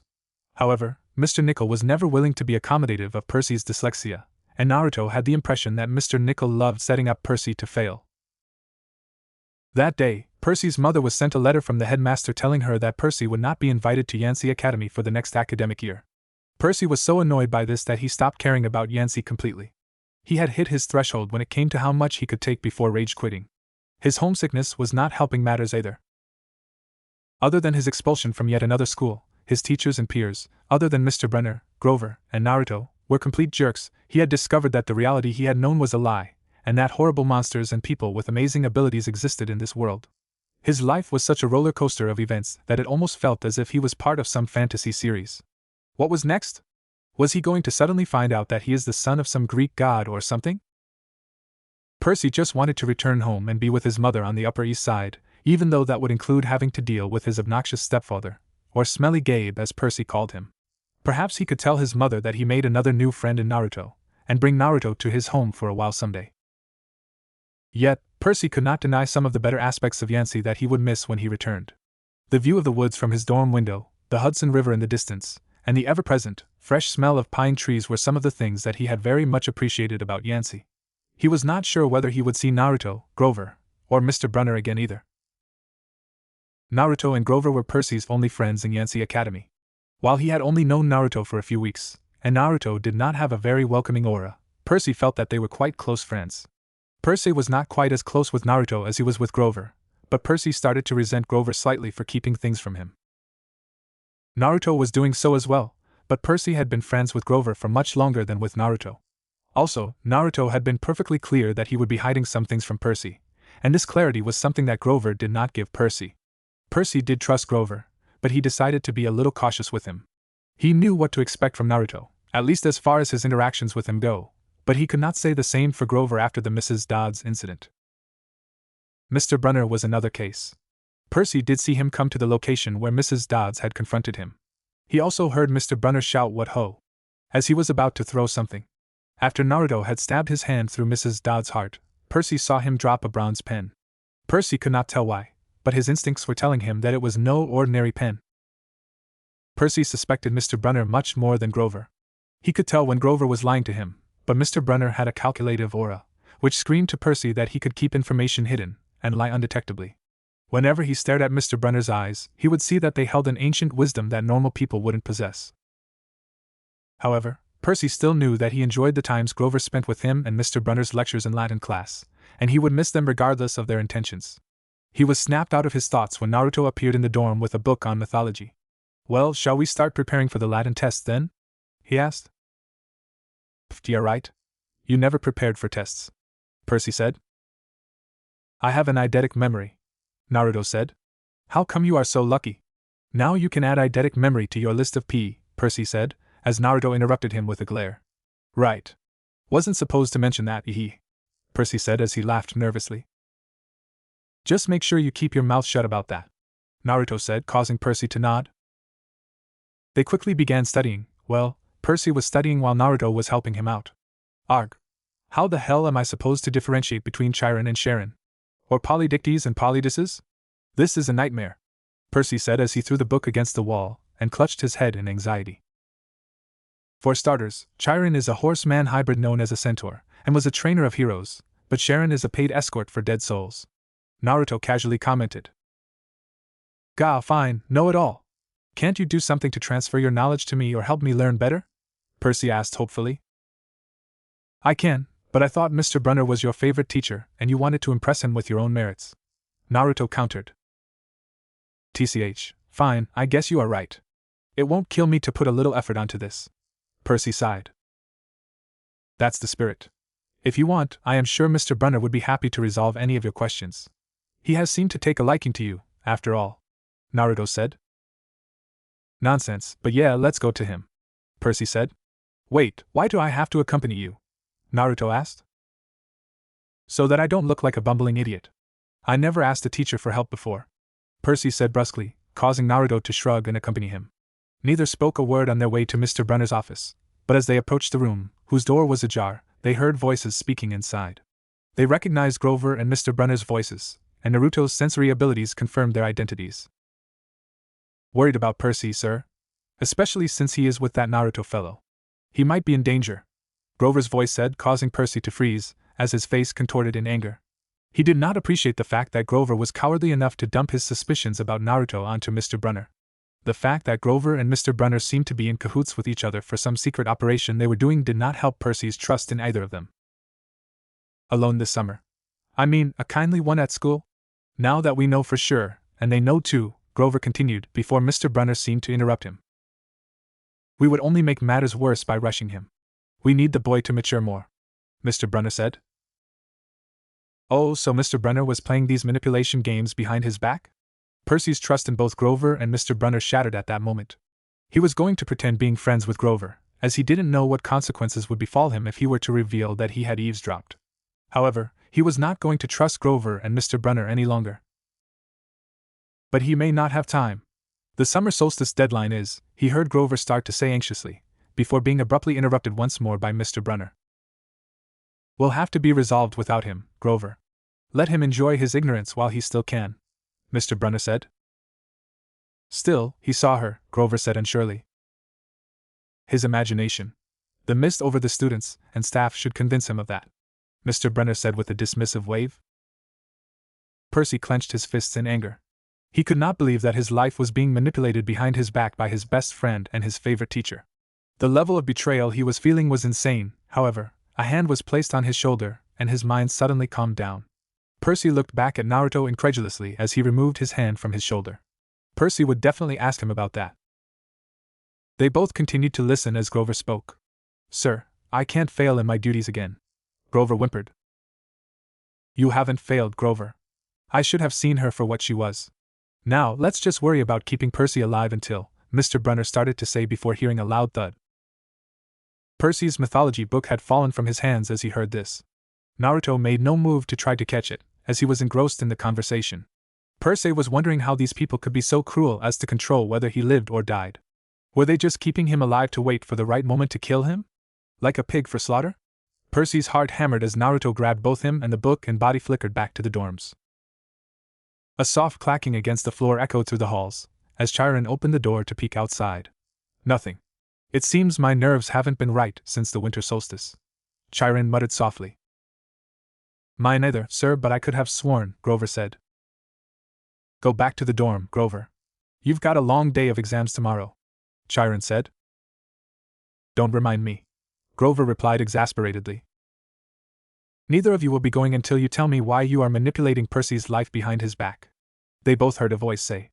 It was a partially developed adolescent voice, but it was dominating. They turned to see a stoic Naruto leveling an even glare on them as his hands were folded against his chest. "You," Grover said furiously to Naruto. "Who do you think you are, messing around with Percy? What are you? You mean to say you haven't been manipulating him either? And I am the same as Percy is, a demigod. Percy lost all his trust in you both after hearing your conversation today," Naruto said. "What? He eavesdropped on us? Sir, we must fix this. Percy may be in danger if he tries to isolate himself from us," Grover said. "Oh, and what exactly have you both been doing to protect him? Hiding his identity from him? Allowing him to remain a weakling? You cannot babysit him forever," Naruto said. "But he is," Chiron started to say, before Naruto cut him off. "But he is what, Chiron? A child who should remain ignorant while questioning if he has schizophrenia? You expected him to fight off one of the Lord of the Dead servants for his first ever combat experience. Yes, I did notice you tried to throw him an enchanted weapon, which you somehow expected him to know how to use. If you are trying to protect him, you are certainly not fit for the job," Naruto said harshly, causing Chiron to bow in shame. It was hard to argue with Naruto when he put it that way. "Alright, Naruto, I admit, I have been rather careless in my approach to protecting him, but how can I be sure that you have his best intentions at heart as well?" Chiron asked. "You can't. You just have to trust me based on my previous actions. Plus, I am a demigod. One of the members of the population you used to be fond of training," Naruto said, surprising Chiron and Grover, as Naruto wisely admitted that he cannot claim to be trustworthy without getting the chance to build the trust between himself and Mr. Brunner. "Alright, Naruto. I will place my faith in you for now. Protecting Percy would be your job now. Please ensure that your actions say that I chose well," Chiron said, causing Naruto to nod. "Alright then. Good night, Chiron, Grover," Naruto said, nodding at the two of them. Chiron and Grover watched as Naruto's body melted into several small, black foxes that quickly scampered away. Chiron gave a low whistle at this display. "That is some kid," he said incredulously. "Couldn't agree more, sir," Grover said. "So, you're telling me that Mr. Brunner and Grover were trying to protect me from something?" Percy asked suspiciously, causing Naruto to nod. Percy let out an exasperated sigh, as he tiredly rubbed his temples. "And I suppose you won't be telling me why yet?" Percy asked, causing Naruto to nod once more. "Why make me wait?" Percy asked. "Mr. Brunner and Grover don't want you to put yourself in danger with the mess of events that have been taking place lately. However, you can trust that as long as you are with me, you are in safe hands," Naruto said confidently. "No, Naruto. You don't understand. Do you know how weak and pathetic I feel when I have to rely on you for protection? I won't accept you and the others hiding stuff from me anymore," Percy said angrily. "Well then, how about I teach you? I can give you rudimentary training to help you protect yourself," Naruto said, causing Percy to give a slow smile. "I accept. I suppose I have to call you sensei now or something," Percy said. "That would be customary," but currently unnecessary. Your training begins tomorrow, after our Latin test. Meet me in our dormitory at 2 p.m., after you eat lunch. Make sure you eat well, as you will be needing the energy," Naruto said, causing Percy to narrow his eyes suspiciously. "Speaking of eating, or drinking, sleeping, or going to the bathroom for that matter, how come I have never seen you do that?" Percy asked. "All in good time, now rest up or you won't do well tomorrow. Both in our training session and in the test," Naruto said, giving him a pat on his shoulder. Percy nodded as he went to bed. Naruto waited for Percy to fall asleep. When he finally did, which was signified by the thumping sound of his heartbeat significantly lowering in volume, Naruto activated his Mangekyo Sharingan and warped into the Kamui dimension to train, as he did every night. He was not keen on slacking off and becoming weaker. Once he entered the dimension, he quickly created a darkness clone. When Naruto was in his late teens, he was facing a block in the development of his abilities. He meditated to enlighten himself regarding why this was happening, and found a dark and pessimistic version of himself, trapped and unable to get over its own grievances. He had known for a long time that you cannot have a light side without the dark side and vice versa. Naruto immediately accepted his darkness as a part of him, and took advantage of the fact that his dark version had the same abilities as him. Every time he trained, Naruto would spar with his dark version, by manifesting it into something he referred to as a darkness clone. Every time he would think of a way to outmaneuver the clone would also try its best to trick him. This would allow both Naruto and his darkness to become stronger, causing the training to be twice as effective as usual. Naruto jumped back as his darkness clone rapidly fell towards him. With one leg raised up as it shouted heavenly foot of pain, the darkness clone's foot came crashing on the floor as several cracks and fissures made their way towards Naruto. Naruto had reinforced his Kamui dimension to handle Tsunade's super strength technique, and Naruto was quite satisfied to see that his darkness clone was able to crack it. Naruto shot towards his darkness clone with a lava release, Raisin Shuriken in his hand. As the darkness clone put its hands together in a snake hand seal and said would release, deep forest emergence, a massive sea of gigantic trees rapidly expanded towards Naruto. Naruto threw the lava release, Raisin Shuriken, which was enhanced by his perpetual sage mode, towards the mass of trees as it cleaved through them like they were butter at first. However, the sheer number of them were overwhelming, and the lava release, Raisin Shuriken, slowly diminished in size until it vanished. However, Naruto was not allowed to watch this happen, as his darkness clone appeared right behind him with his hand covered in bones, which twisted together to form a sharp point at the end of the fist. Dance of the Camellia Flower, the clone called as it pierced through Naruto's body, only to feel no resistance as Naruto thought Hefujin, and dissociated into the air. The darkness clone rolled as it fell back to the ground, but it quickly reacted with the dance of the larch, as its ribcage expanded to block the reformed Naruto's incoming Chidori. The darkness clone put its hands on the floor as it called out Dance of the Asphodel, creation. Several skeletal creatures, like dinosaurs, dragons, mammoths, and saber-toothed tigers crawled out of the floor as they moved to fight Naruto. All killing ash bones, Naruto said, as 4 gray bones flew out of his palms towards the skeletal creatures, killing 2 saber-toothed tigers and 1 mammoth. Naruto turned as his darkness clone appeared behind him with a truth-seeking Raisin Shuriken. Almighty push! Naruto yelled, sending his darkness clone flying towards a wall. The darkness clone flipped as it used chakra to land on its feet. However, it did not have time to react to Naruto's ice release, hail of unbreakable icicles, which were flying towards him at ungodly speeds. Susanoo, it thought, as a jet-black armor surrounded its arm. It was forced to put much more chakra into the construct as a few icicles actually cracked the Susanoo's armor at first. Naruto quickly appeared behind the darkness clone, as he held up a one-handed bird hand seal. Wind release, tamed winds, he thought as the darkness clone sensed several blades of wind rapidly approaching him. Dance of the oak, the darkness clone thought as its entire skeleton expanded into a massive construct that was similar in size to the Susanoo. Naruto smiled as he did the same. The darkness clone smiled as well, as it covered the massive skeleton with a perfect Susanoo. Naruto did so as well, as he made his entire structure put its hands together in a horse hand seal. Blaze release, Amaterasu's infernal annihilation, Naruto called, as a massive sea of Amaterasu flames advanced towards the darkness clone. The darkness clone quickly activated the Rinnegan and thought Pretapath, as it absorbed all of the flames. Naruto and the darkness clone continued to fight and train like this throughout the night, until around 6 a.m. the next morning. Naruto exited the Kamui dimension, as he waited on his bed for Percy to wake up. Naruto turned towards Percy as he moved in his sleep. Naruto sighed as he moved towards him. "Wake up," Naruto said, as he lightly slapped Percy's cheeks a few times. MMPH 5 more minutes. Percy mumbled. Naruto sighed again, as he thought water release, freezing tides, sprinkling about a cup of ice-cold water onto Percy's face. Percy violently gasped as he shot up, causing Naruto to lean back slightly, in order to avoid being headbutted on the nose. What the fuck, man?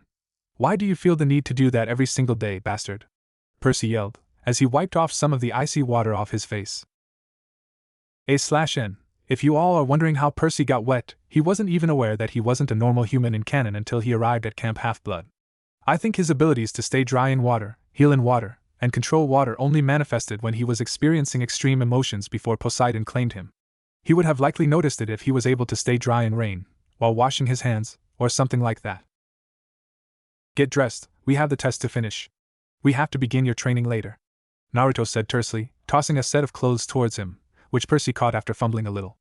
Must work on his reaction time, Naruto absently muttered. What was that? Percy asked, and Naruto simply shook his head.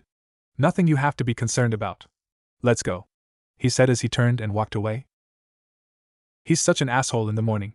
Fucking hard ass, Percy muttered in frustration, before he quickly got dressed.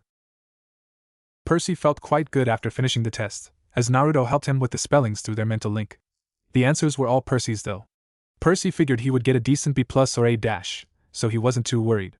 However, as he was about to leave the classroom with Naruto, Mr. Brunner called him back in. Percy, don't be discouraged about leaving Yancy. It's for the best, he said in a quiet and kind tone, but the words still embarrassed Percy, as the other kids finishing the test were able to hear Mr. Brunner. Nancy Bobofit smirked at him and sarcastically clicked her tongue while shaking her head. Okay, sir, Percy mumbled, unsure how to feel about Mr. Brunner saying such a thing. I mean, this isn't the right place for you. It was only a matter of time, Mr. Brunner said slowly, as if he was trying to choose his words carefully. Percy's eyes stung as he pulled himself together. After claiming to believe in him the whole year, his favorite teacher was now saying, in front of the whole class, that Percy was destined to get expelled from Yancy Academy all along. Right, Percy said shakily, trembling as he felt betrayed. No. Oh, confound it all. What I'm trying to say, you're not normal, Percy. That's nothing to be, Mr. Brunner started to say, but Percy cut him off. Thanks, he blurted out. Thanks a lot, sir, for reminding me, he finished. Percy, Mr. Brunner started to say, but Percy had already turned on his heel and left the room. Mr. Brunner turned to Naruto, who narrowed his eyes at him. You need to learn to think before you speak, Mr. Brunner, Naruto said before he left as well. Mr. Brunner sighed in his wheelchair and shifted his attention to the students who were still writing the test. Naruto quickly caught up to Percy, who had an angry expression on his face. Leave me alone, Naruto. I need some time to myself, Percy said briskly. Naruto put a hand on his shoulder, and Percy instantly calmed down and was able to think clearly. How the hell are you doing that? Percy asked in amazement. I am allowing Senjutsu chakra to flow through your body. This energy is the embodiment of balance and clarity, and these are what it brings you, Naruto said through the mental connection. Percy nodded at this explanation, as well as the implicit reminder to not talk so openly about Naruto's abilities. I'm sorry, I just have a lot on my mind, with what Mr. Brunner said, Percy said. You know, you shouldn't be taking what he said at face value. It was clear that he was not able to phrase what he actually wanted to say to you correctly, not without revealing information he is trying to keep from you, Naruto said. This caused Percy to think about his current feelings. You don't think it's connected to what he was saying about protecting me, do you? Percy asked. Oh yes, without a doubt. However, don't bring that up when conversing with him until he is ready to tell you himself, Naruto said sagely. Now, I believe we have some training to do, Naruto said, focusing his intense gaze on Percy, causing the son of Poseidon to gulp nervously. Naruto led Percy to a secure area, as he held his arm and warped him to the Kamui dimension, which had automatically repaired itself since Naruto's spar during the night. What is this place? Why have you brought me here? Percy asked nervously. Another one out of my arsenal of techniques. This is called Kamui, a pocket dimension from the real world. I can freely manipulate the space within this dimension, but the time passes in here at the same rate as the real world, Naruto said. That is amazing. How do you do that? Percy said in awe. A story for another time. Now, onto your training. I have taken the liberty to prepare a regimen for you to follow, in order to physically keep up with what I will teach you. However, I would first like to do an initial check of your physical abilities, in order to ensure that I made the correct assumptions, Naruto said. Alright, Naruto. What do I have to do? Percy asked. Well, first you will be tested in your upper, core, and lower body strength by seeing how many weighted push-ups, pull-ups, and squats you can perform. The weight you will be carrying will be equal to half of your own. Then, your speed and endurance will be tested by seeing how long you can keep up your maximum speed, until your speed reduces by 1 mile per hour, and how fast you complete a 5-mile run. After that, I will test your reaction speed by aiming punches at you at faster and faster speeds until you can no longer dodge. For now, until you learn to fight properly, I will consider it a proper reaction if you either dodge my attacks, Naruto said. That sounds like a whole lot. I don't know if I will have the energy for it, Percy said unsurely. Worry about that later. First, get to the push-ups. I will be counting, Naruto said. Yeah, fine, you don't have to be such a hard-ass, Naruto, Percy said, causing Naruto to narrow his eyes. Do you want training or not? Naruto asked. Sorry. I will get to it, Percy said hurriedly, causing Naruto to shake his head in exasperation. Naruto quickly planted a gravity seal onto the back of Percy's neck, causing him to feel around 50 pounds heavier. Percy quickly took his position on the ground and started the drills. After 20 minutes, Naruto looked at the results. 22 weighted push-ups, 29 weighted pull-ups, and 36 weighted squats, not bad for someone who has never trained before. Alright, I will remove the weight now, Naruto said, as he released the gravity seal by making a tiger hand seal. Alright, Percy, get to your runs. First, the maximum speed run, Naruto said, using the mystical palm technique to bring Percy back to shape, which Percy was amazed by at first, but he didn't question it as he had grown used to Naruto's abilities. After Percy had finished both runs, Naruto was happy with the results. You are doing well so far. Your top speed was 25 miles per hour, which you maintained for 821 feet before finally reaching 24 miles per hour. In the 5-mile run, your average speed was 12 miles per hour. Now, all that is left to test is your reaction time, Naruto said. Percy nodded and got into what Naruto assumed was his fighting stance. It was clear the boy had never participated in combat in his life. We have to improve your stance later, but first, the test, Naruto stated, causing Percy to get slightly embarrassed. The first few punches Naruto threw at Percy were traveling at the speed of demonstration punches, which Percy dodged and intercepted with ease. Slowly, the punches became faster until they could compare in speed to a street brawler's punches. Percy was still able to react to them on time, albeit with a lot more effort. Naruto upped his punching speed to that of an amateur martial artist. At this point, Percy found it extremely difficult to keep up, and he even let a few punches within his guard. At this point, Naruto stopped the test. Very nice, your reaction time is also quite good, seeing this is the first time you are training. Now, practice these fighting stances and movements that are depicted on this scroll I made for you. I will be demonstrating each one, of course, but it is up to you to practice them, Naruto said. But how do you know that this style is good for me? Percy asked. Very simple. All shinobi who start their careers first enter the shinobi academy of their respective hidden village. They are taught this fighting style as a starting point, something they can add their own twists and changes to as they gain more experience and understand how their bodies prefer to move. In other words, it is adaptable, and by learning it, you will be able to improve it as you practice to suit your own needs, Naruto said. But you said you will be deciding a suitable regimen based on my abilities that you observe, so shouldn't you know what style would suit me? Percy asked. You're right. I do have a few styles in mind for you, but it is still too early to tell which would be the most optimal. Learn the academy style and spar with me a few times so that I can decide on the best one, Naruto said, leaving no room for discussion or negotiation. From that day on, Percy had been training himself to the ground daily, recovering with the help of Naruto's medical techniques and abilities. A few weeks later, the last semester at Yancy Academy had finally ended, and everyone was returning to their homes. Percy felt some jealousy when he overheard some of his rich classmates talking about amazing vacations their parents had planned, but he knew that with Naruto's help, he would become a lot more intelligent, powerful, and confident, which he was happy about. Percy also realized that with his training, he was not spending as much time as before with Grover, which made him feel slightly guilty. Of course, he still slightly resented Grover for hiding things from him, but he wasn't going to abandon his friend.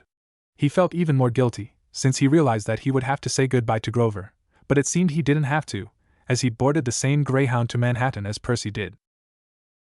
During the whole bus ride, Grover kept glancing nervously down the aisle, watching the other passengers. Percy remembered how Grover would always act nervous and fidgety when he and Percy left Yancy, as if Grover expected something bad to happen. Before, Percy had always assumed he was worried about getting teased, but there was nobody to tease Grover on the Greyhound. Finally, Percy could not stand Grover's behavior anymore. "Looking for kindly ones?" Percy blurted out in frustration. What do you mean?" Grover asked. "No need to lie to him, Grover. Don't insult his intelligence. Hide something from him if you wish, but at least tell him you are doing so. And do not lie to him. Your friendship is already hanging by a thread since Percy overheard your conversation with Mr. Brunner. Do you want to risk straining it more?" Naruto asked. Grover trembled as he shook his head. "How much did you hear?" he asked Percy anxiously. "Not much. What is this summer solstice deadline you and Mr. Brunner were discussing?" Percy asked nonchalantly. Grover froze before he replied. "Look, Percy, I was really worried about you, see hallucinating," Grover said before Naruto cut him off. "Grover," Naruto said with a warning glare. Grover's ears turned pink as he replied. "Just take this, okay? In case you need me this summer," Grover said. The card was in fancy script, which was murder on Percy's dyslexic eyes, but he finally made out something like Grover Underwood, Keeper, Half-Blood Hill, Long Island, New York, 800-009-0009. "What's half?" Percy started to say, but Grover cut him off. "Don't say it aloud," he yelped. "That's my summer address," Grover said as he fidgeted his thumbs. "Okay," Percy said glumly, slightly miffed that Grover was as rich as many of his fellow students at Yancey.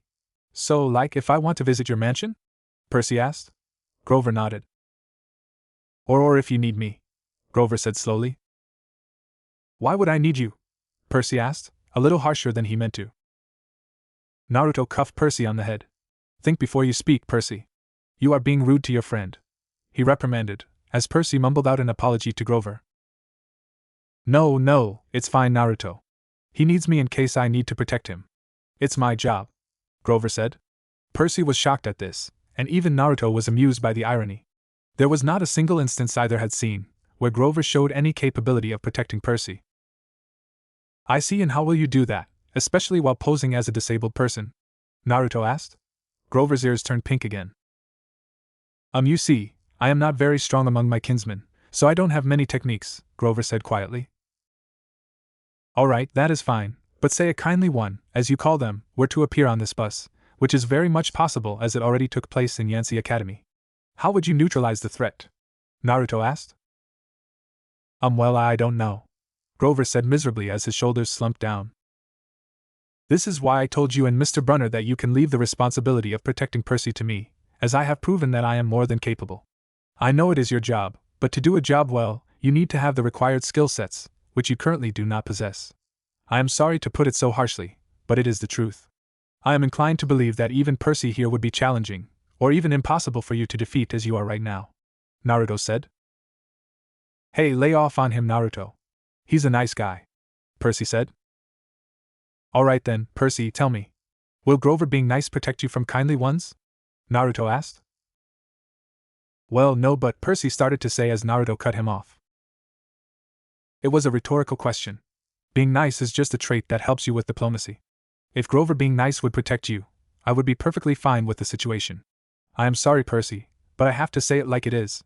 I don't sugarcoat things, as it makes it seem as if they are not as bad as they are. Right now, Grover is hardly equipped to protect even himself.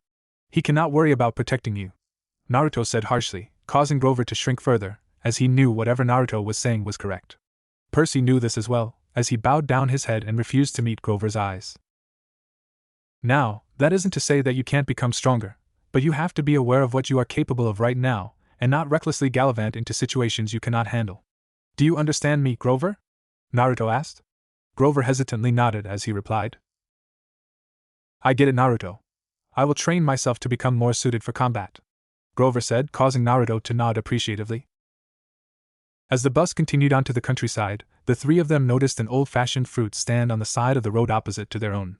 The goods on sale looked delicious. There were heaping boxes of blood-red cherries and apples, high-quality walnuts and bright, orange apricots, jugs of fresh apple cider in a clawfoot tub full of glistening ice cubes. There were only 3 old ladies sitting in rocking chairs in the shade of a maple tree, knitting the biggest pair of socks they had ever seen. The socks were the size of sweaters, but they were clearly socks. The lady on the right knitted one of them. The lady on the left knitted the other. The lady in the middle held an enormous basket of electric blue yarn. All 3 women looked ancient, with pale faces wrinkled like fruit leather, silver hair tied back in white bandanas, bony arms sticking out of bleached cotton dresses. The strangest thing was that rather than focusing their attention on the socks they were knitting, the women's attention was focused on Percy. Each of the 3 Xianxi students had different thoughts running through their minds. Grover, oh fuck, this can't be happening right now. Shit. Percy, this is not what I envisioned when I wanted more attention from girls. Naruto, Naruto instantly recognized the women selling fruit as the Fates in Greek mythology. The string they were using to knit the socks seemed to be imbued with the same type of, albeit weaker, energy signature that Naruto sensed from an Uchiha using Izanagi. So that's how they wrote reality. The Fates had a dangerous weapon that only he could counter with his own Izanagi. Naruto swore to never use that jutsu again, as he hated manipulating reality. It infuriated him that these women were doing so. As Grover panicked, Naruto used Hifujin to instantly appear next to the Fates, who were confused by his action. Kamui? Naruto muttered as he sucked all of them, including himself, into the Kamui dimension. The Fates looked at Naruto angrily. How dare you strong-arm us, foolish demigod? We will show you your place, Clotho said, as she rapidly began stitching. Unaffected, Naruto simply activated his Rinne Sharingan. Izanagi, he said, as what they were stitching instantly vanished. Using Amaterasu, Naruto quickly burned the Fates' thread. Furiously, the Fates charged at Naruto with celestial bronze clubs. Naruto simply made 3 shadow clones, who restrained the women within the blink of an eye, causing them to widen their eyes in fear. Preta Path, Otsutsuki variant, they all muttered, keeping the Rinne Sharingan active. The Fates all began to panic, realizing that their energy was being drained from them at an alarming rate, several times faster than they could replenish. They were terrified of what this boy could do to them. Soon enough, they appeared to be 3 normal old women, and they were shocked when Naruto slit one of their fingers with a bone knife of sorts, and red blood seeped out instead of golden ichor. Why you doing this to us? Atropos weakly asked. No one should manipulate reality from the shadows, Naruto said. Please, spare our lives, they all yelled. No. You are responsible for the deaths of several people who did not deserve such a fate with no real reason for such an action. You deserve death, Naruto said. He shut all 3 of the Fates up by using his Rinne Sharingan to trap them in a genjutsu. They all quickly slumped, awake, but no longer conscious. Now, to ensure my father doesn't find your souls, Naruto said as he opened a coffin in his Kamui dimension to find a zetsu that he had preserved. He slapped a sealing tag onto it. Summoning Jutsu, Impure World, Reincarnation, Naruto called, as the zetsu sank into the ground, and in its place emerged a coffin.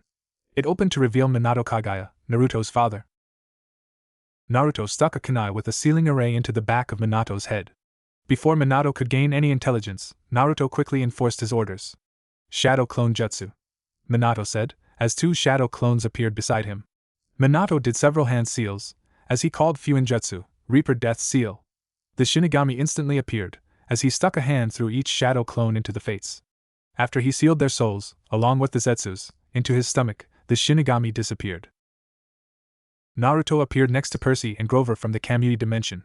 What did you? Grover started to ask, but Naruto activated his Sharingan, and looked into Percy's and Grover's eyes. After a moment, all of his actions were forgotten by them. Naruto watched as both of them fell asleep in their seats. Naruto had manipulated their memories so that they would remember the events how they expected them to progress. A/N basically, they remembered the canon version of events that took place. Grover still remembers seeing them cut the string and him and Percy still have that conversation. After the bus ride was over, Percy had ditched Grover, as his friend was freaking him out, looking at him like he was a dead man, muttering, why does this always happen? And why does it always have to be 6th grade? Whenever he got upset, Grover's bladder would act up, so as soon as Grover told him to wait until he got out of the restroom, Percy got his suitcase, slipped outside, and caught the first taxi uptown. However, he realized he forgot something. Shit! Naruto, Percy thought. As Percy got out of the taxi, he was walking towards his home, hoping Naruto would find him somehow, before he felt a hand on his shoulder. He was about to use what Naruto taught him to defend himself, but as soon as he turned around, he saw that the offending limb belonged to his friend and mentor, Naruto himself. How did you find me? Percy asked curiously. Naruto dismissed him with a wave. Not a very difficult thing to do. Anyway, where are you headed? Naruto asked. Spending time with Percy also had an effect on Naruto as well. Naruto had gotten more accustomed to speaking slightly more casually, like what one would expect of his perceived age. Percy pointed to his apartment. My house. Say, would you like to come along? My mother would love to meet a new friend of mine, Percy said. Secretly, Percy was also hoping Naruto would help him get back at his vile stepfather, Gabe Ugliano. Of course, Percy did still want Naruto to meet his mother, but this was an added benefit. Naruto obviously knew Percy was hiding something from him, but he did not want to pry. Of course, Naruto said as he followed Percy to the house. On the way, Percy told Naruto about his mother's life. Of course, it was nothing compared to a shinobi's life, but it did qualify as quite a difficult life compared to most of the people Naruto had met in this world. Her name was Sally Jackson and she was, in Percy's eyes, the best person in the world. This apparently proved Percy's theory that the best people have the rottenest luck, a sentiment that Naruto could agree with. However, Percy was a little jaded in his opinions. Naruto had seen firsthand that several times, when good people became stronger and faced their challenges, their lives would improve. Of course, this wasn't the case with everyone, but Percy was still not entirely correct in his judgment. Sally's parents had died in a plane crash when she was 5, and she was raised by an uncle who didn't care much about her. She wanted to be a novelist, so she spent high school working to save enough money for a college with a good creative writing program. Then her uncle got cancer, and she had to quit school her senior year to take care of him. After he died, she was left with no money, no family, and no diploma. The way Percy described Sally reminded Naruto of his own mother, Kushina, or at least how she was before forcing Naruto to kill her, which caused Naruto to develop a melancholic feeling. Percy then started talking about his father, and Naruto could feel a slight resentment in his tone. Percy did not have any memories of him, just a warm glow, maybe the barest trace of his smile. Sally was apparently tight-lipped about him due to the sadness thoughts about him brought her. There were no pictures either, as the relationship was illegitimate and secret. Apparently, he had set sail across the Atlantic on some important journey, and he had never returned. His mother phrased it very well, in saying that he was lost at sea. Not dead, but lost at sea.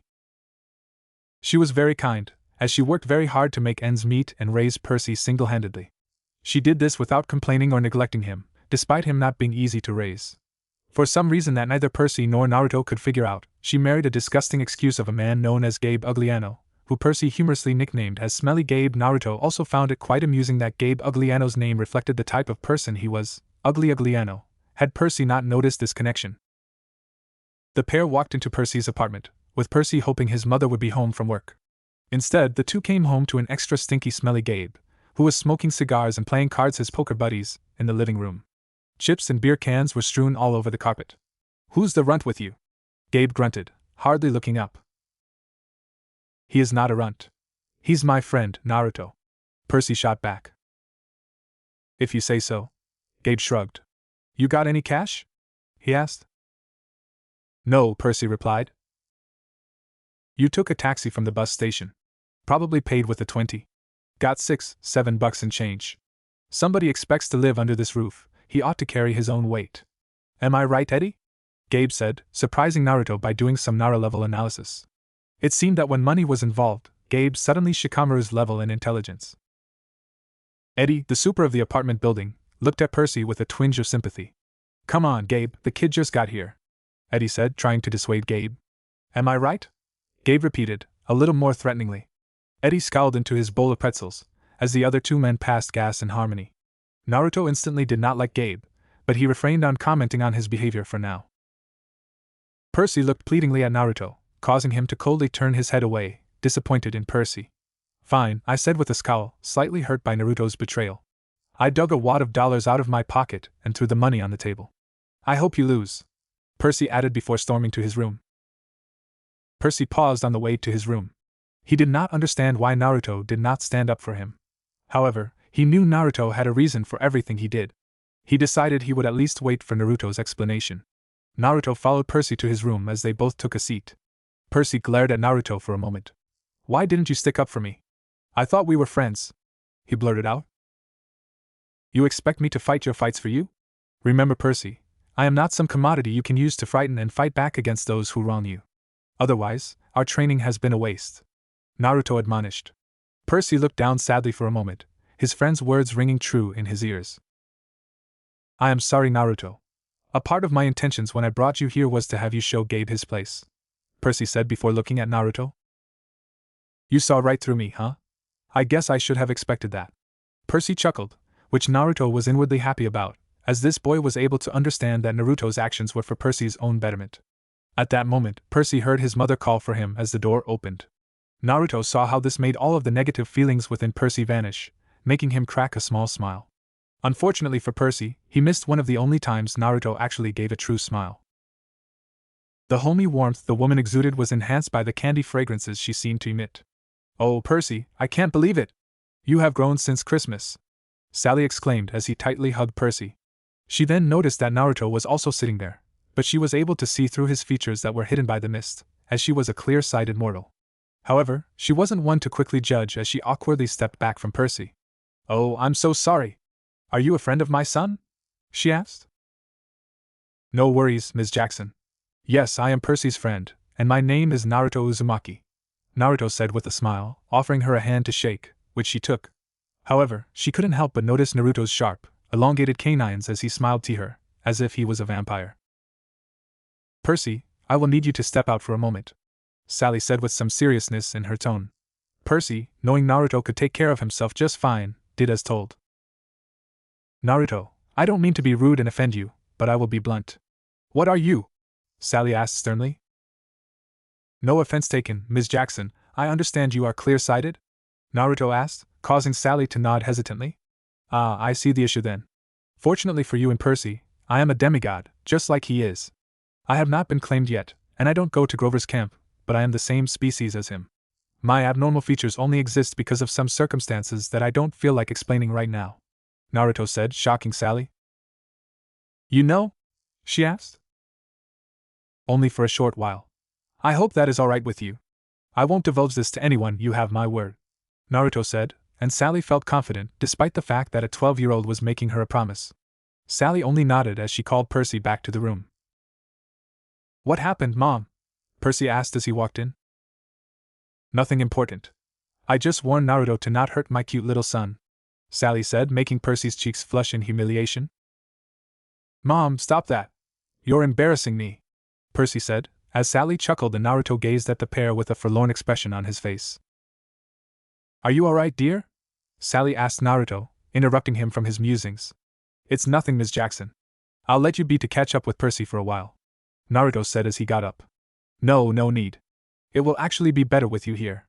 That way this cheeky boy won't be able to hide anything from me.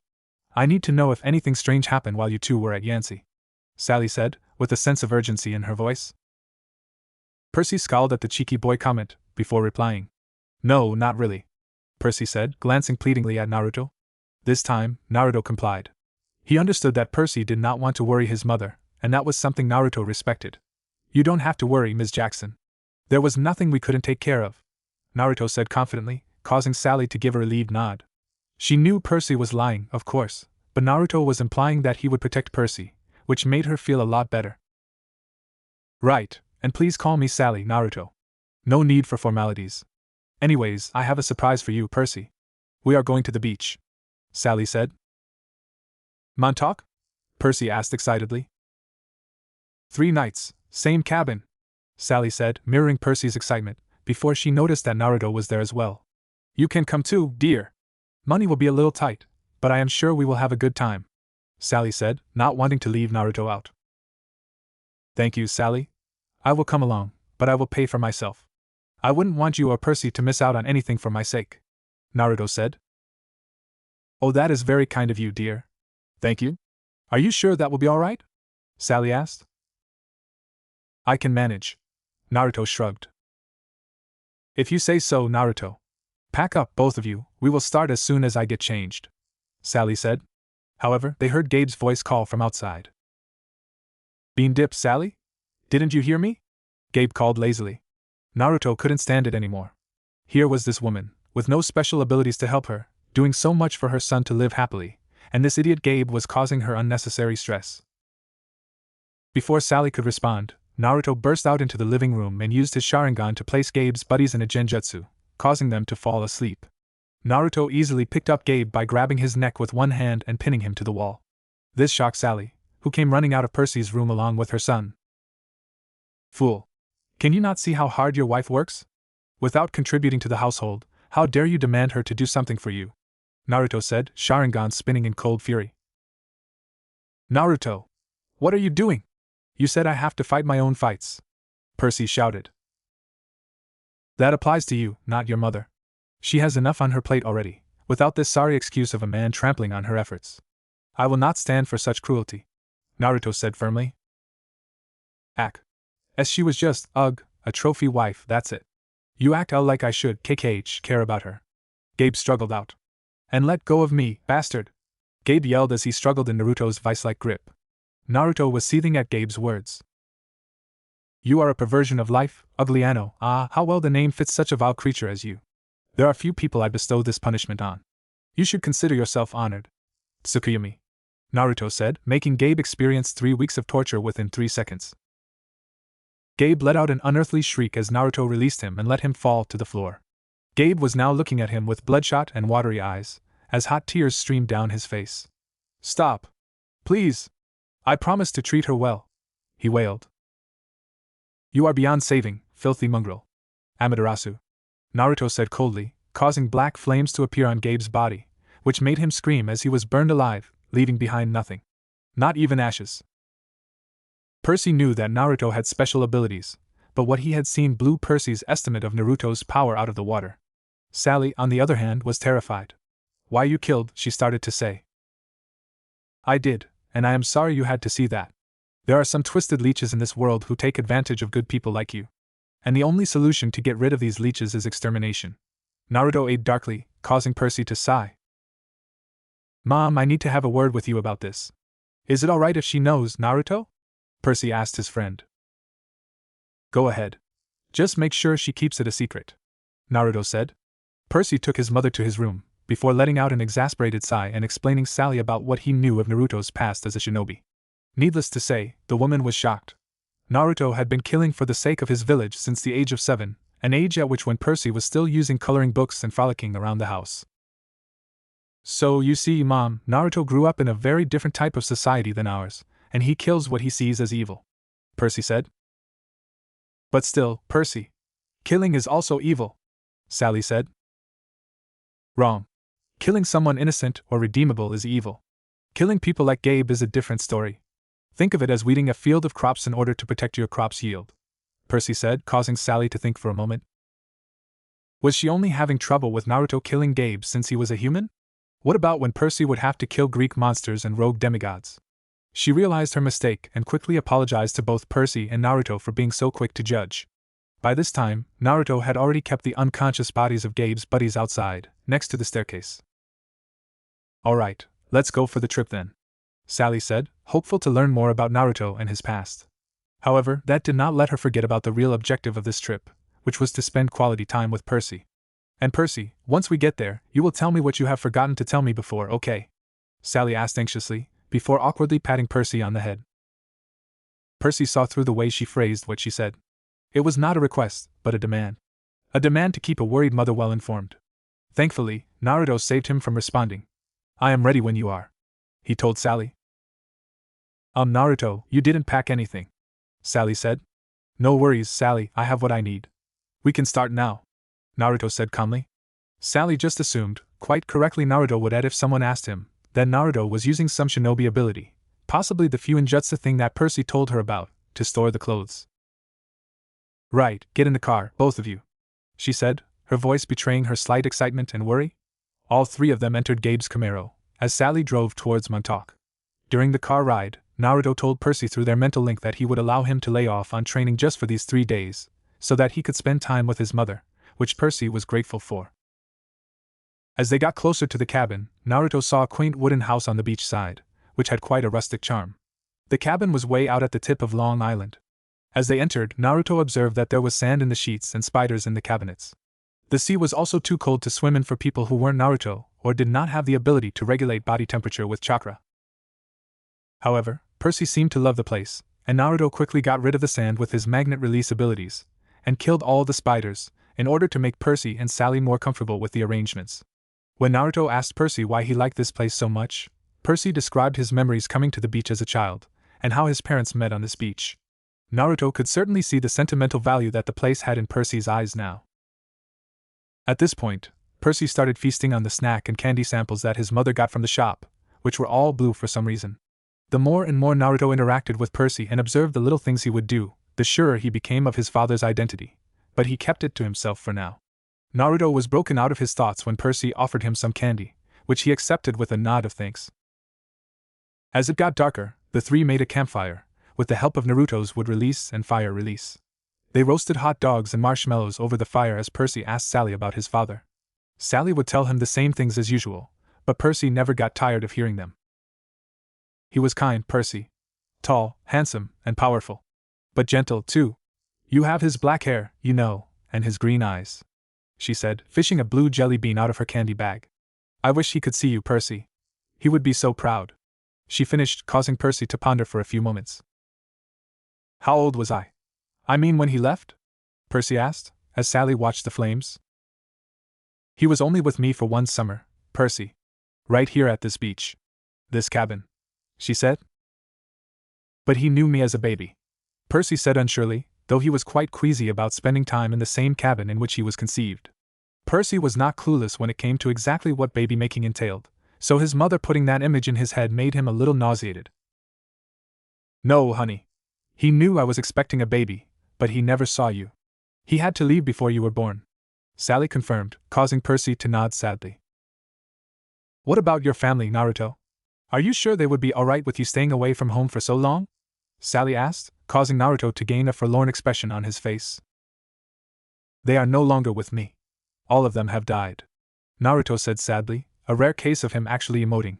Percy could not even point out that Naruto had finally shown emotion, as his story was just so sad.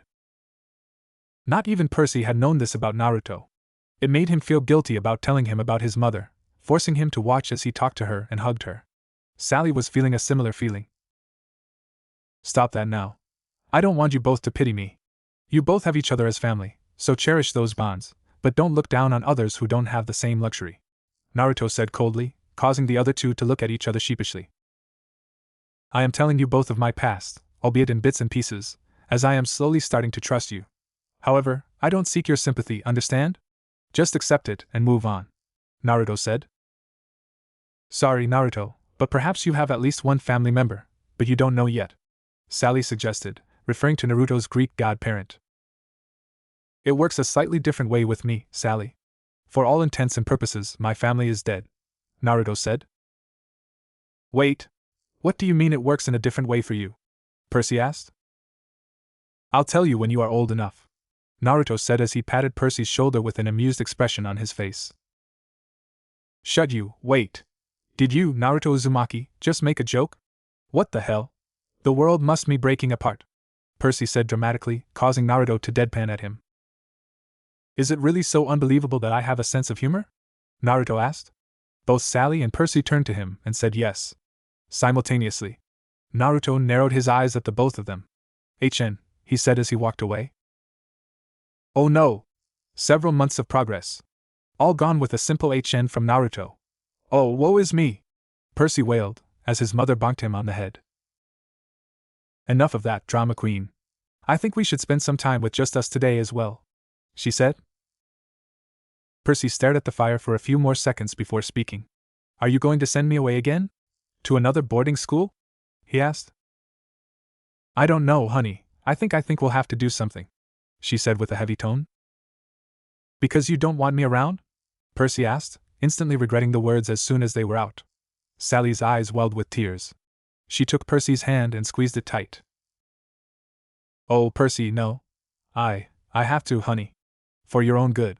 I have to send you away, she said tearfully. Because I'm not normal?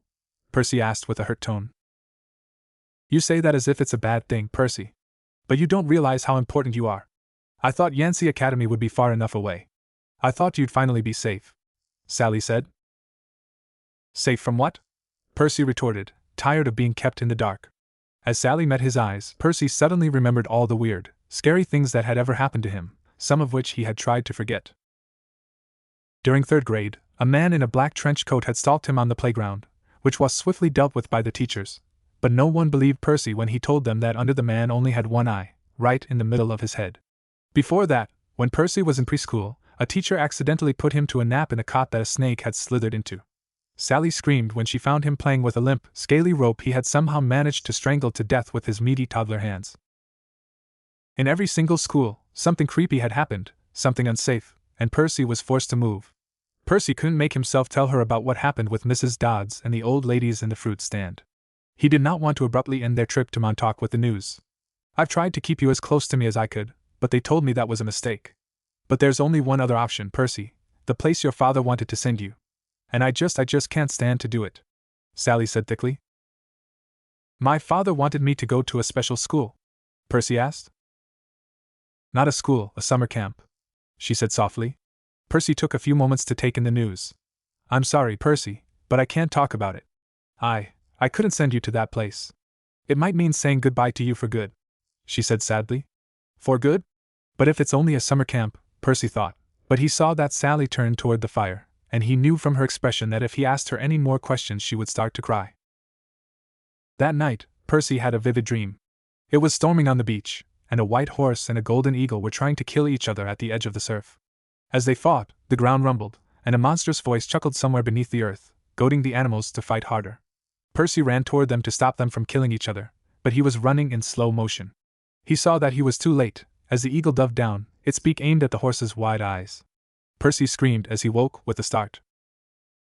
Outside the cabin, a massive hurricane was approaching the surf as it stormed heavily on the beach. Sally had sprung out of bed in her nightgown, throwing open the lock. Percy saw Grover standing in the doorway, but he did not exactly look like Grover. Searching all night. What were you thinking? Grover yelled. Sally looked at Percy in horror. Percy. What happened in school? What didn't you tell me? She shouted over the sound of the rain. Percy froze, looking at Grover's goat legs and hooves, unable to process what he was seeing. O Zukai Alatheoi! Grover cursed in ancient Greek. It's right behind me. Didn't you tell her? Grover yelled at Percy, who was too shocked to register that he had understood Grover's cursing perfectly. It meant O Zeus and the other gods. Sally looked at Percy sternly, and talked in a tone she'd never used before. Percy. Tell me now! She yelled. Percy stammered something about the old ladies at the fruit stand, and Mrs. Dodds, and Sally stared at him, her face deathly pale in the flashes of lightning. She grabbed her purse, tossed Percy his rain jacket, and said, Get to the car. Both of you. Go! Where is Naruto? Right here, Naruto said calmly, his chakra increasing the volume of his speech. Sally was stunned as she saw him appear, seemingly out of the shadows, and stand next to her son. Sally would need some time to get used to Naruto's abilities. Right. You get to the car as well, Sally shouted. As they got in the car, Percy spoke to Naruto through their mental connection. Hey man. Why aren't you using your teleportation ability to get us out of here? Percy asked. Too boring, Naruto replied simply, causing Percy to sweat drop. Seriously? You would jeopardize our safety for the sake of the trip being entertaining enough, Percy deadpanned. Yes, Naruto replied without hesitating, making Percy question his friend's sanity. As Sally drove, Percy had some questions for Grover. So you and my mom know each other? He asked, unable to tear his eyes from the barnyard animal legs Grover sported. Not exactly. I mean, we've never met in person. But she knew I was watching you, you know, keeping tabs on you, making sure you were okay, that kind of stuff. But I wasn't faking being your friend. I am your friend, Grover said, adding the last part hastily. What are you exactly? Percy asked. Grover wanted to dodge the question, but he knew Naruto would tell Percy the answer anyway. A satyr. Half man and half goat, Grover said. Whoa. Wait. Satyrs. You mean like Mr. Brenner's myths? Percy asked. Were those old ladies at the fruit stand a myth, Percy? Was Mrs. Dodds a myth? Grover retorted. So you admit there was a Mrs. Dodds? Percy yelled. Of course, Grover said calmly. Then why? Percy asked before Grover interrupted him. The less you knew, the fewer monsters you'd attract, Grover said, like that should be perfectly obvious.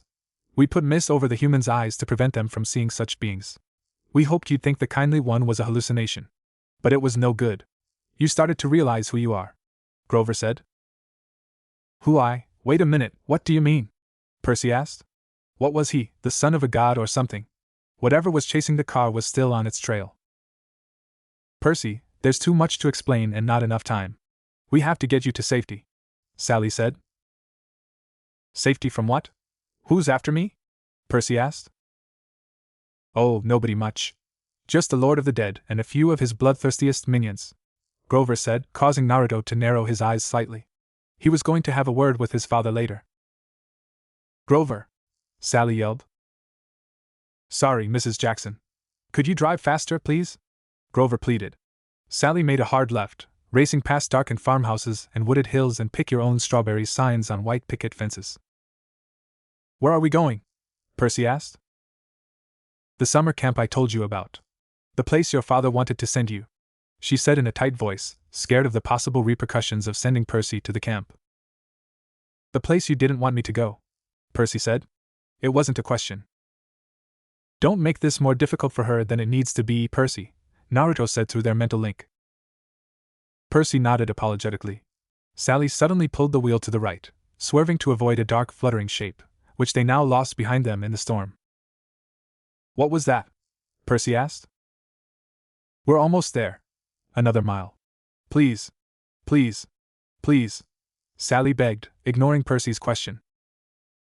Naruto sensed a build-up of lightning approaching. He suddenly punched a hole through the roof of the car, and used his lightning nature manipulation ability to redirect the incoming lightning bolt to the beast behind them, narrowly missing as the car jerked violently. Naruto! Why would you do that? Sally asked angrily. A lightning bolt was aimed at the car's roof, Naruto replied. Oh, sorry for getting angry at you. Thank you so much for protecting us, Sally said. No problem, but the Minotaur is about to crash into us, Naruto said. However, Sally could not react on time and the Minotaur smashed its meaty head against Grover's side of the car. Naruto covered everyone with a layer of chakra to protect them from the impact, but he underestimated the piercing power of the Minotaur's horns, causing one to clunk against Grover's head. This knocked Grover out, and some blood started leaking from his temples. Naruto quickly used Hifujin to get all of them out of the busted car. It seemed Percy and Sally were relatively uninjured compared to Grover, as Grover was knocked out. Percy had a cut on his lip and Sally had a bruise forming on her elbow. Both of them had a few shallow cuts and scrapes all over their bodies as well. Naruto saw that the car had been knocked to the side of the road, and was smashed against a tree trunk. Food, Grover mumbled, causing Naruto to slap him. Not now, you fool, Naruto said.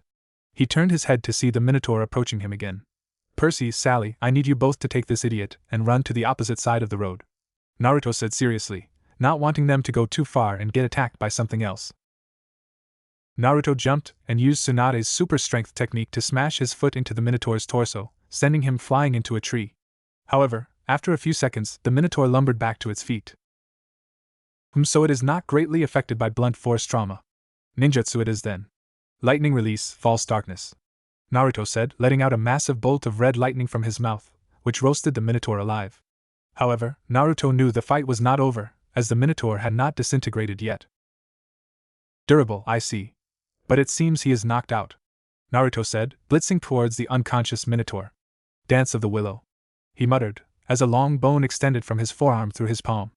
Naruto stabbed the Minotaur straight through its chest, and this was something that even the durable Minotaur could not handle, as it had burst into golden dust, leaving behind two enormous black and white horns with extremely sharp points. Naruto picked them up and stored them in his Kamui dimension, not wanting to waste what could be valuable resources in the future. He turned to see Percy and Sally looking at him in awe, but he noticed that some of his father's energy signature was gathered around Sally. Without a word, Naruto was next to her in an instant as he activated the Rinnegan.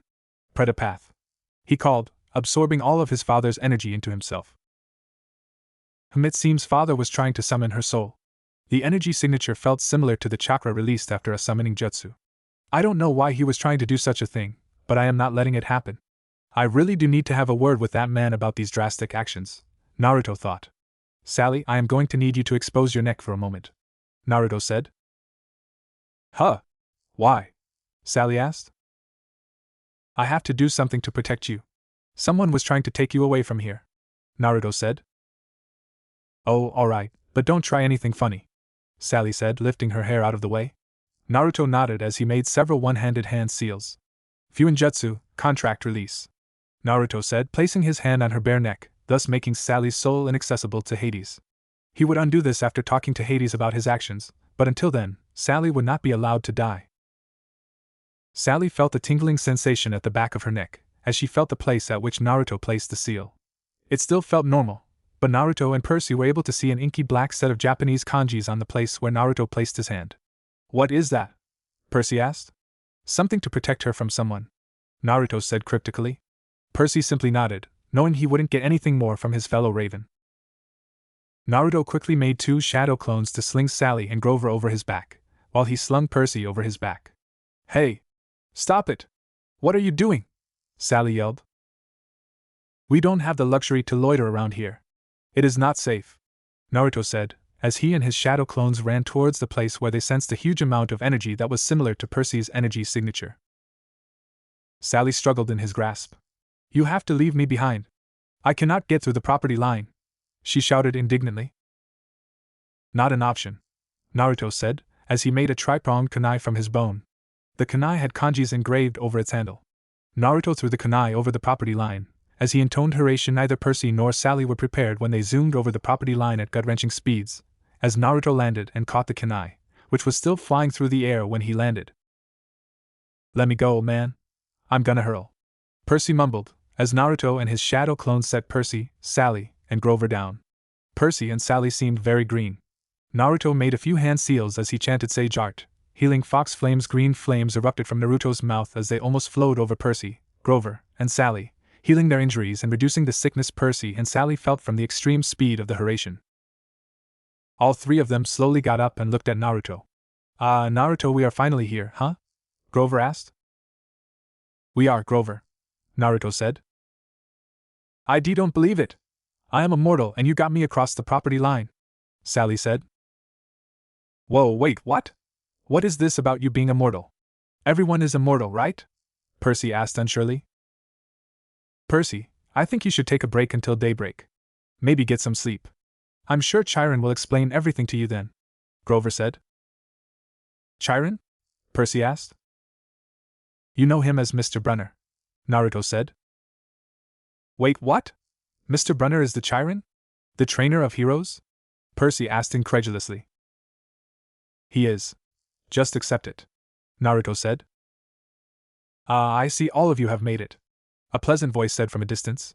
Percy turned and felt that his eyes might pop out of their sockets if he was more surprised than this. A/N. When Chiron is posing as Mr. Brunner, his dialogues and thoughts will be written in regular font. Otherwise, his dialogues and thoughts will be in bold. Of course, Percy knew that Chiron was a centaur, but seeing his sleek, alabaster fur coat and long horse legs with his own eyes was a different experience. The group also saw a pretty blonde girl with stormy gray eyes standing next to Chiron. She seemed to have a barely restrained look of jealousy on her face. "I apologize for not being there to help you all out. You seem quite tired. I came rushing as I felt a disturbance in the barrier. Why don't you all come to the infirmary? I can have you checked for any injuries as you recuperate," Chiron suggested. Percy, Sally, and Grover looked at Naruto. "You 3 carry on with him. I will catch up later," Naruto said with a wave. As they nodded and got to their feet, Chiron called Naruto. "How will you know where the infirmary is?" he asked. "I can sense their energy signatures. I will be able to find them," Naruto said. Chiron simply nodded, trusting Naruto's judgment, as he led the other 3 to the infirmary. Naruto watched them leave until they had taken a turn and he could no longer see them. He then turned towards the large pine tree that the barrier seemed to be concentrated at. "There is a soul in that tree," Naruto thought as he walked towards it. Naruto tapped into his abilities as the son of Hades, as he put a hand on the tree trunk. Immediately, his consciousness was sucked in. He made sure to have partial awareness of his body, which was still outside the tree, before his astral projection walked through this mindscape. As he explored, he saw that the place was very plain. It was similar in color to his Kamui dimension. Finally, after several turns in the labyrinthine mindscape, Naruto located the soul he felt. He saw a beautiful girl with long, spiky, jet black hair. She had electric blue eyes and frecks on her face, which were concentrated near her nose. She wore goth-style garments, which reminded Naruto of a punk-style musician that he once had the displeasure of meeting, a black shirt with a black leather jacket, as well as black tattered jeans. She also wore chain jewelry, skull earrings, and black eyeliner. "Man, I never knew that someone else took inspiration from how I dress," she commented, looking at Naruto's attire. "Excuse me, but who are you, and what is this place?" Naruto asked. It's rude to ask for someone else's name without offering your own, the girl said. Apologies. My name is Naruto Uzumaki, Naruto said. See, now that wasn't so hard, was it? My name is Talia Grace, and we are in limbo, the now named Talia said. Naruto was confused as to what Talia meant by saying they were in limbo. So, you are saying we both are half dead? He asked curiously. Talia had to give him props for staying calm when discussing such a topic. Something like that, but I don't think that is the case with you. You are still perfectly alive, but your consciousness is over here with me, Talia said. Strange. But what are you doing here? I did not see your body outside this tree, but I sensed your soul inside it, Naruto inquired. Pfft. That's because my body is the fucking tree. Talia snorted, but Naruto could hear a slight resentment in her voice. I see. That is quite weird. Are you some sort of dryad by any chance? Your energy signature is similar to that of a demigod, but seeing as you are inside this tree I can't help but be curious, Naruto said. It's a long story, man. You sure you got the time? Talia asked nonchalantly. I can increase the amount of time I have to spend talking to you. Look into my eyes, Naruto said. My, how forward of you. We just met, Naruto. Imagine what the others would think, Talia said playfully, unaware that she was figuratively twisting Naruto's heart with a wrench because of how much she reminded Naruto of Anko. Naruto suppressed his emotions as he looked into Talia's eyes. Tsukuyomi, Naruto said, his Manjikyu Sharingan spinning into the familiar three-bladed shuriken shape. Talia's eyes widened as she found herself within Naruto's Tsukuyomi world. What did you do to me? Talia asked fearfully. Welcome to my realm of Tsukuyomi, where I control everything. Space, time, and the sequence of events that take place are all my domains here. I have slowed down the passage of time so that 1 second in the outside world is 24 hours here, Naruto said grandiosely. Naruto looked at the fearful expression on Talia's face, wondering if he should have warned her first, but her expression broke into a grin. Man, that was fucking awesome. How did you do that? I wonder what other techniques you have up your sleeve, Talia said incredulously. Thank you, Talia. Now your story, if you don't mind, Naruto said. Oh, don't gimme that, mister. I will tell you my story in exchange for yours. I want to know how you got that Tsukuyomi technique you used. And other stuff too. It gets pretty boring in here, Talia said excitedly. Very well, I suppose that's only fair. I will give you some of my history. And for future reference, it is called Tsukuyomi, Naruto said. Cool. Now listen up, Talia said, as she began her explanation. A/N, she tells him the same backstory as her canon one. I see that was quite a life you led. And your father seemed to be unnecessarily cruel to you. Why is that? Have you done something to anger him, or is it something else? Naruto asked, as Talia's expression soured. Naruto noted that her tone now carried some venom to it. No, that is simply how the gods are, those imbeciles. Apparently, my father had the gall to say that he turned me into a tree as a kindness. Can you fucking believe that? Talia hissed. It is hard to believe someone would do that to their daughter, but it doesn't surprise me. More than likely your father used this kindness excuse to do away with you, because of the oath that the Big Three took. Naruto concluded. I'm right with you there, man. But I'm sure it's nothing a swift kick in his nuts wouldn't solve, eh? Talia suggested, nudging him with her elbow while sending a sly look at him. Naruto almost cracked a melancholic smile at that. This girl just was too much like Anko, and it was making his heart heavy. Say, I'm no child of Aphrodite, but you just seem so sad, man. I mean, like, who hurt you? I haven't seen you smile even once. Like, am I boring or something? Talia asked hesitantly. Naruto sighed. It's nothing to do with you, Talia. I am fine, there is just a lot on my mind, what with being a demigod and all, he said, giving her a dismissive wave. Bullshit. Don't give me that nonsense. I haven't known you for long, as we just met, but I can tell that you have not been happy in a while, Talia said indignantly.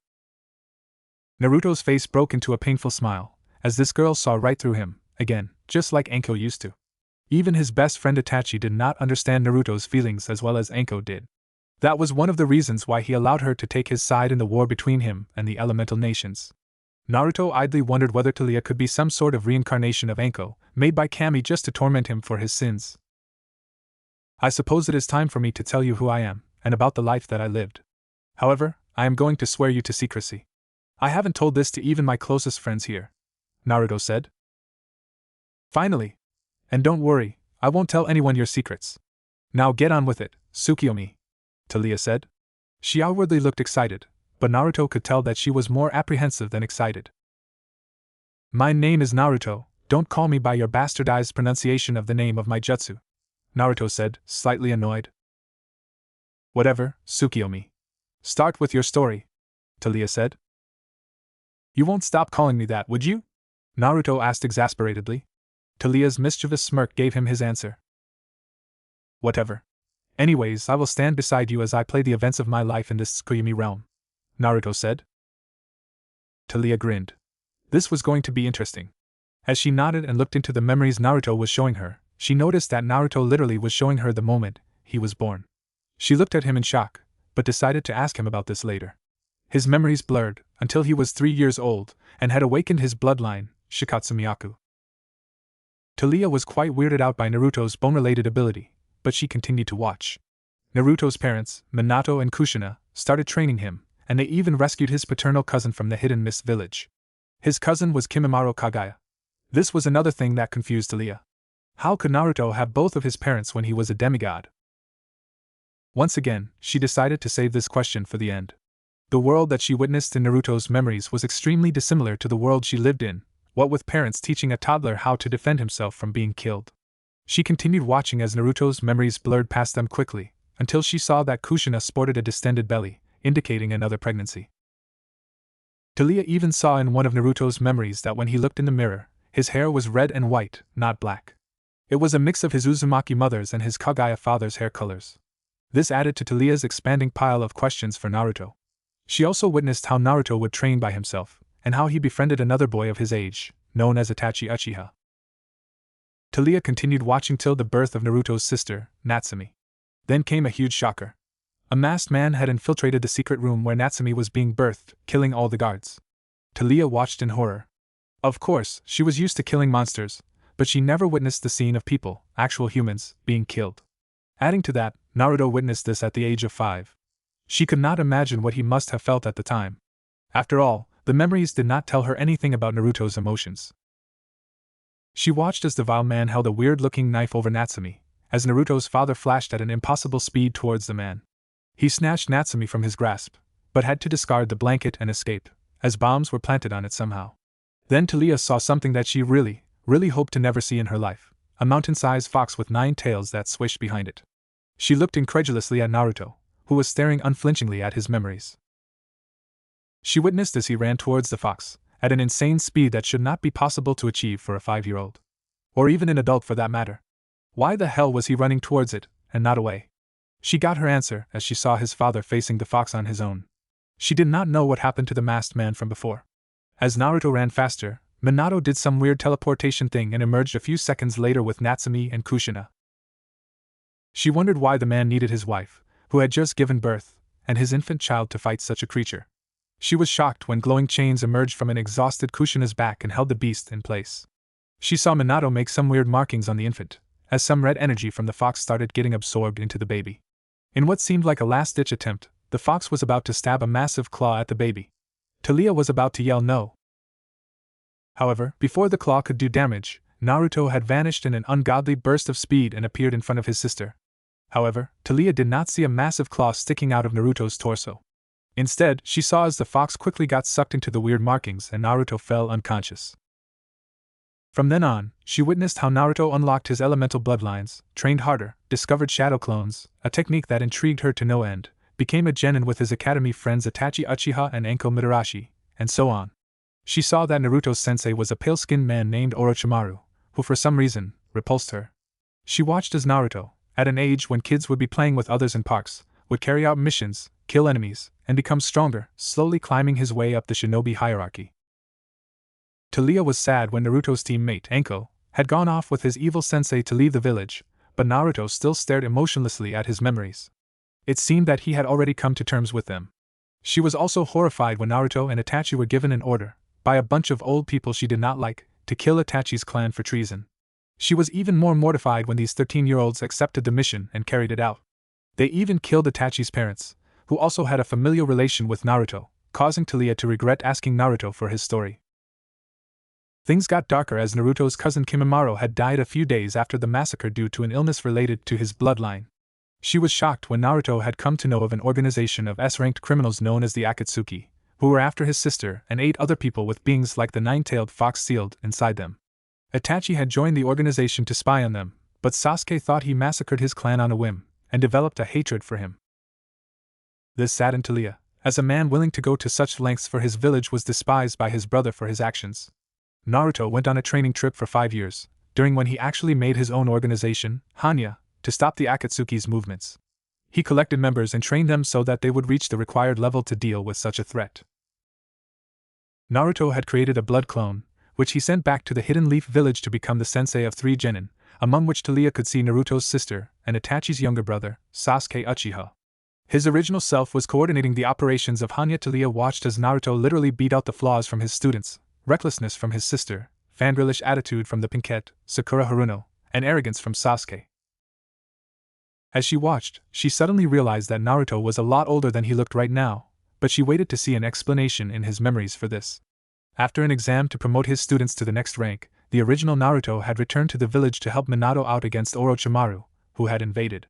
His blood clone had been sent on a mission, so it was unavailable. However, he was too late, as after he finished off Orochimaru and those he reanimated, Minato died in his arms, succumbing to his wounds from his battle. He also had the same disease as Kimimaro, causing his death to happen even quicker. Naruto was then made the leader of his village, the Hokage, but he substituted himself with his blood clone, so that he could return to Hanya. He then had his godfather, Jiraiya, and his mother, take his students on a training trip, in order to have the Hanya members prepare them against the Akatsuki. After 3 years they all returned to the village. Naruto's life once again took a dark turn, after his request for the other villages to ally with him against the Akatsuki, a common enemy, was denied. Naruto realized that for peace to be achieved, a common enemy for all the villages must be created. He decided that he was the only one strong enough to become such a villain, and die by the efforts of the other villages to create peace. He explained his plan to his mother, who begged him not to do such a thing. However, Naruto insisted, and Kushina told him to kill her, as she couldn't bear the pain of losing both Minato and him. She wanted him to join her and Minato in the pure world after his death. Naruto tearfully extended a bone from his palm, but he was doubtful about actually going through with what his mother asked of him. Before he could change his mind, Kushina quickly rushed into him, causing the bone to impale her heart and kill her. Taliya saw drops fall onto the corpse of Naruto's mother, before realizing they were his tears. This earned Naruto the hatred of Natsumi when she found out, as Naruto left a note for her. Naruto left the village, he already did, but he wanted people to actually see him leave, and hunted down the remaining Akatsuki members. After defeating a man who called himself Pain, much to the amusement of Taliya, Taliya's expression changed to one of disgust as Naruto extracted the eyes from Pain's emaciated corpse and replaced his own with them. She watched as Naruto visited his friend Itachi, asking him to join him for the goal of world peace, but Itachi was so trapped in his guilt that it had taken a toll on his health. He hadn't told anyone about this problem, and it had become too late, as Itachi was about to die. No matter what medical technique Naruto tried, Itachi did not get better. Naruto even tried using one of his new abilities, the Naraka Path, to heal Itachi, but it did not work either, as Itachi's condition was a chakra illness, whatever that meant. Itachi, tired of Naruto trying to save him, told Naruto that as he was about to die anyway, he wanted to have one last battle with his oldest friend, and Naruto sadly complied.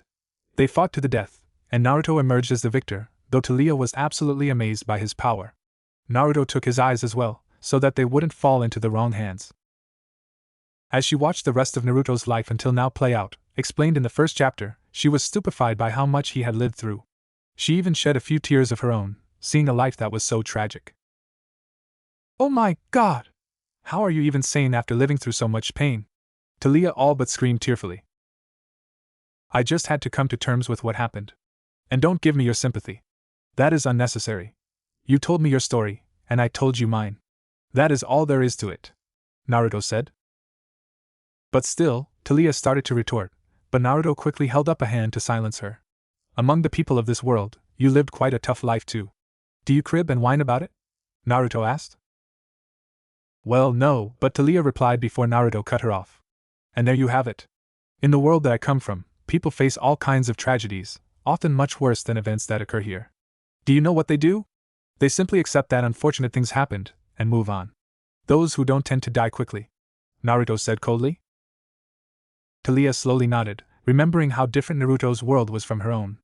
All her questions about Naruto had been answered when Naruto showed her his interaction with the Sage of Six Paths. So, I am talking to a 5,000-year-old man from a pocket dimension of the Earth, huh? Taliya said. You are, Naruto said simply. Why did you only choose to tell me this? Taliya asked.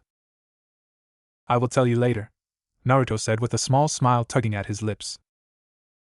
Yes, sure, Tsukiyomi. And I assume you won't tell me where your powers come from either? There is no demigod in existence that has the kind of abilities that you do, Taliya said. That I can actually tell you. Shinobi have descended from the gods of the Shinto pantheon, known to us as the Otsutsuki clan, Naruto said. Wait, that clan that caused you so much trouble is made of the gods you worship? Taliya asked incredulously. It is, but only the branch members of the clan who lusted for power tried to harm Shinobi. They were kicked out of the main family due to their power-hungry nature, Naruto said. Damn, you literally fought and killed gods. No wonder you're so strong, Taliya said. Right. I shall take my leave now.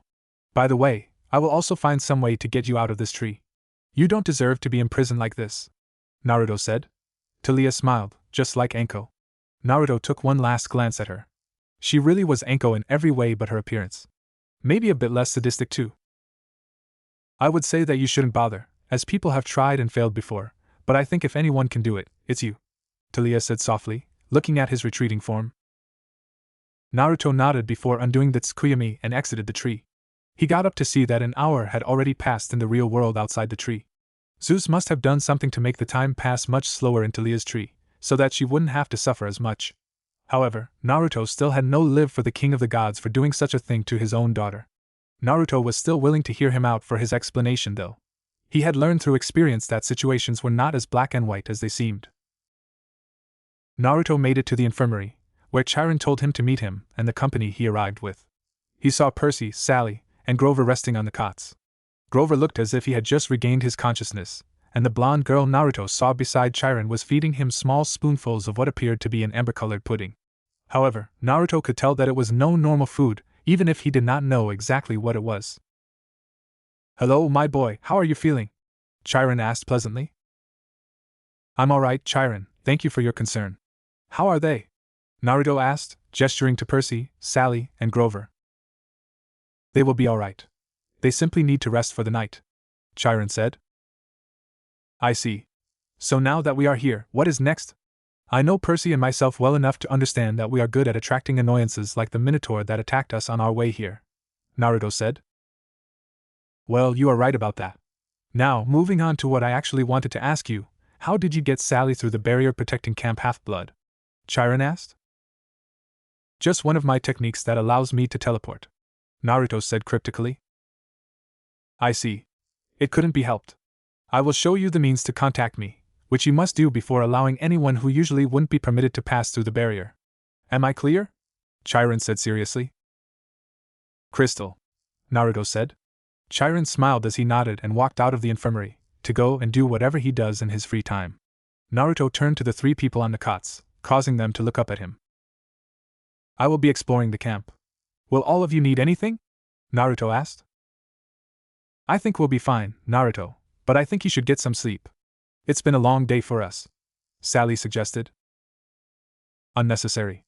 Anyway, if any of you need me, impale this into something and I will be there instantly, Naruto said, as a tri-pronged kunai, with strange runes engraved on its handle, extended out of his palm. Gross, man. I'm not touching your bones, Percy said. If hygiene is a concern for you, no need to worry. The bones that I manifest outside my body kill any pathogens due to my chakra-based immune system, and they are as dry as well bones. They have no traces of other tissues either. Also, if you get repulsed by the thought of touching a bone, you will never be able to fight against beings like Mrs. Dodds, Naruto said. Fine, you have a point, Percy conceded. Naruto simply placed the kunai at Percy's bedside and left the infirmary. He walked outside to see that the landscape was dotted with buildings that looked like ancient Greek architecture, an open-air pavilion, an amphitheater, a circular arena, except that they all looked brand new, their white marble columns glittering in the moonlight. Naruto looked at the clear, starry sky, free of pollution. At this camp, it seemed that the skies were much clearer than any other place Naruto had been to. He could say the same about the lake, which had dozens of canoes floating near the shore, tied to poles to keep them from floating away. He had secretly been sending shadow clones to all parts of the world to carry out his plans to make the world more natural. He had no relation to Pan, Demeter, Persephone, Artemis, or any nature-related god or goddess for that matter, but he could appreciate the peace of mind that nature brought, like how it was in the elemental nations. However, he had still never seen a place on the earth that was as pure as what he was seeing before him now. There were 12 cabins, similar in size to the one in Montauk that Naruto saw when he accompanied Percy and Sally. They were quite strangely designed.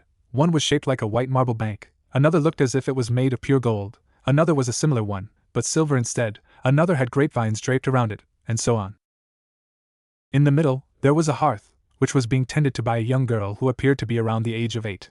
However, Naruto could feel the divine energy that the girl exuded, the warmth of which led him to conclude that she was Hestia. The fact that she was tending to the hearth also helped Naruto identify her. There were trees all around the camp, and Naruto also saw some nature spirits, like dryads and naiads, stare curiously at him, before turning away when he looked at them. Some satyrs stirred to look at him as well, but they had looks of jealousy on their faces at Naruto getting attention from the female nature spirits. Other than that, there were several bushes laden with ripe and plump strawberries, which were probably enhanced to grow better by the nature spirits. Naruto was restraining himself from picking one, when he sensed a powerful presence approach him. "What are you doing out here so late, hero?" the voice asked, spitting the last word out with some venom. Naruto turned to see a small, but porky man. He had a red nose, big watery eyes, and curly hair so black it was almost purple. His face reminded Naruto of paintings of baby angels, cherubs. His face was like a middle-aged cherub. He also wore a tiger-pattern Hawaiian shirt, and Naruto got the impression that this being would fit in with Gabe and his gambling buddies, had he not killed the man. I presume you are Lord Dionysus? Sorry if I got it wrong. I am a little new here," Naruto said. "You are correct.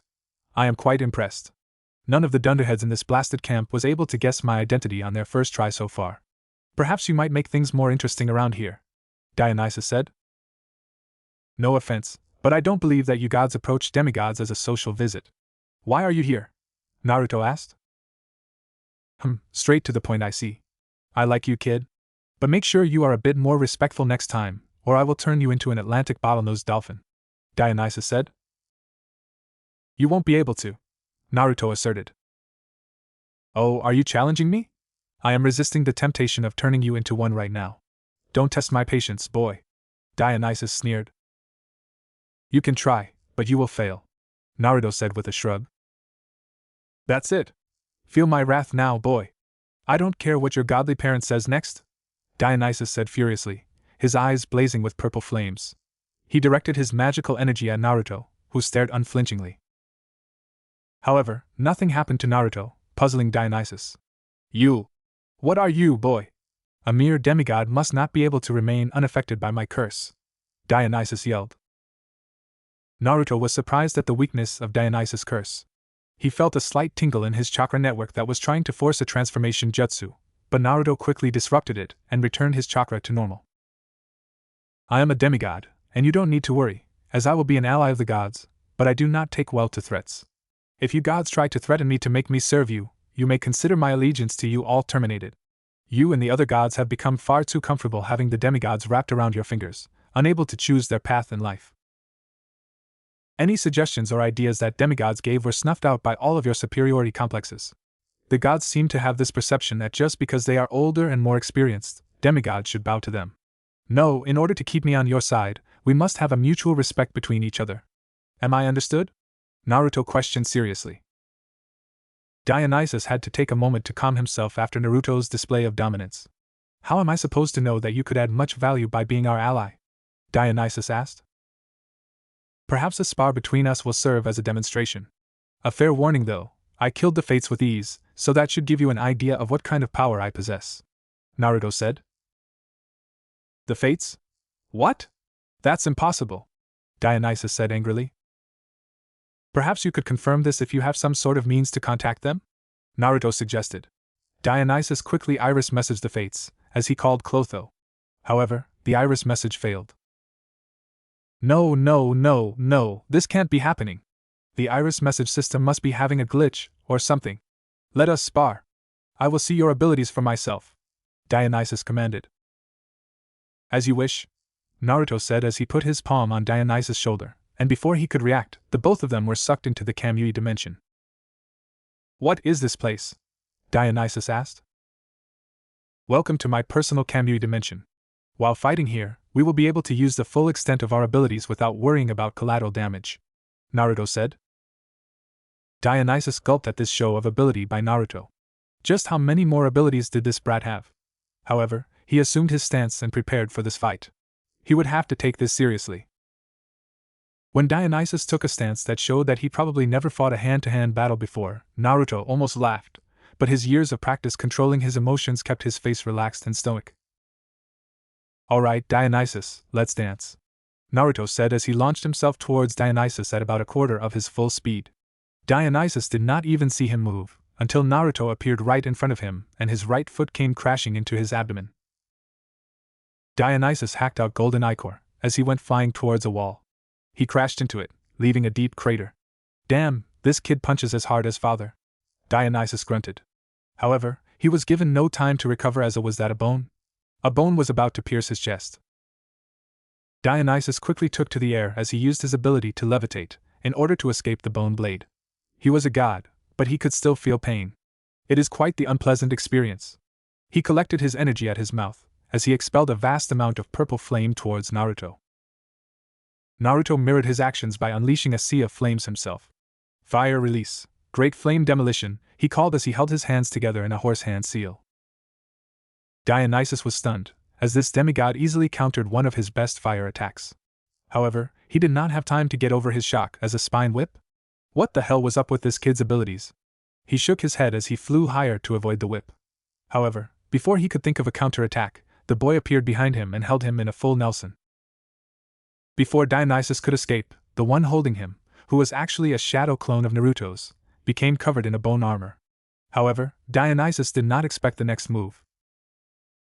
Dance of the Chestnut, Nutcracker! The shadow clone cried, as it exploded. This caused Dionysus to become seriously injured, not only from the explosion, but also from the bits of bone shrapnel that pierced deep into his skin, making it painful to move.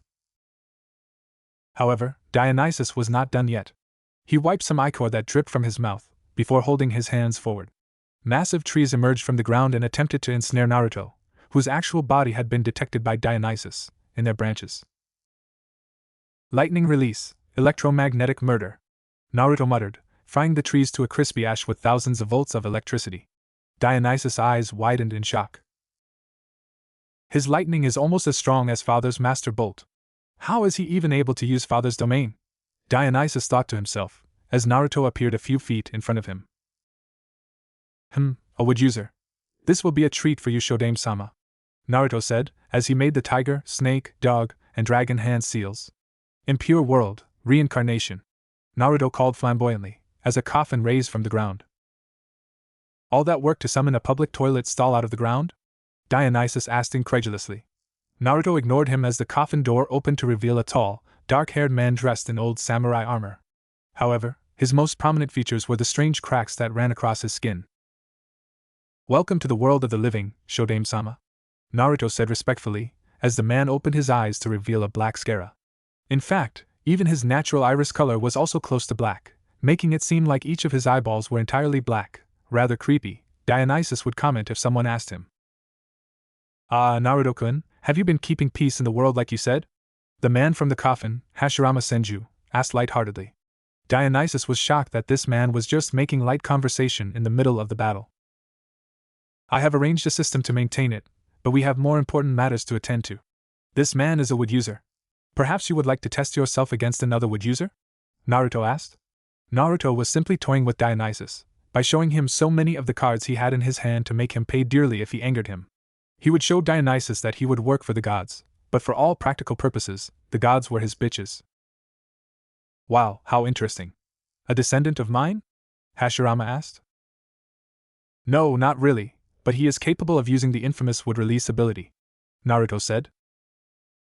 So be it then. Show me what you are capable of, warrior, Hashirama said enthusiastically to Dionysus, before pressing his palms to the floor. Wood release, deep forest emergence, Hashirama called. Dionysus was sweating in fear at seeing the number of trees that emerged from the ground. There were hundreds of thousands of them, all rapidly growing sharp branches that attempted to stab the poor god. Dionysus quickly regained his composure and made multiple vines erupt from the ground, ensnaring the trees and poisoning them, in order to kill them. He tried to use his madness manipulation on Hashirama and Naruto, but neither even flinched at his attempts. However, he was brought out of his thoughts with a call of "Wood Release, Wood Dragon" by Hashirama. Dionysus turned to see a massive wooden Asian dragon, several times larger than the largest of whales, approach him at an ungodly speed. Ungodly because he, a god, would probably be damaged beyond repair if that dragon hit him. "Shit! Thorn vines!" Dionysus yelled, unleashing his most potent wood technique at the dragon. Thick thorn vines wrapped around the construct, before it unleashed a massive roar and tore the vines apart. However, the purpose of the vines was to inject pure ethanol into the dragon through the thorns, trying to overpower Hashirama's control over it. "An innovative attempt, my friend, but I am afraid that won't work," Hashirama said, as he flooded the dragon with chakra, purging the alcohol from it. The dragon swooped at Dionysus, who could not avoid it this time. It snapped its massive jaws around the poor god, as it clamped them shut, crushing Dionysus' torso. "Enough! Enough! I concede, Naruto. You win!" the broken god said, tears rolling down his cheeks as he was let out of the dragon's mouth. The dragon disappeared and Hashirama was summoned back into his coffin. "Very good.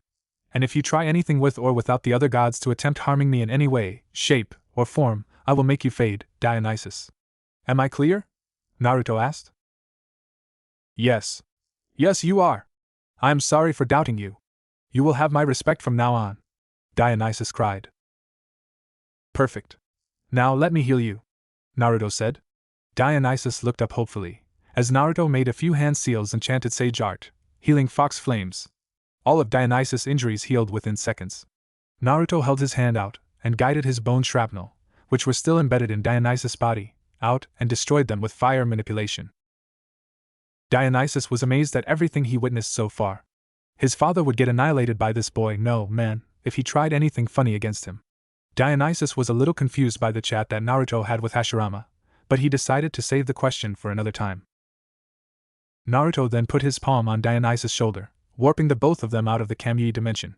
As Dionysus was about to nod his head at Naruto and leave to retire for the night, Naruto stopped him. "I'd like to assume that after tonight's events, we have reached an understanding?" Naruto said. It was disguised as a question, but it clearly was not one.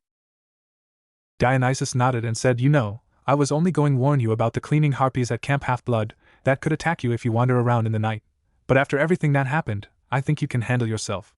And thank you for showing me how blind I was to my godly arrogance, Naruto Uzumaki," Dionysus said.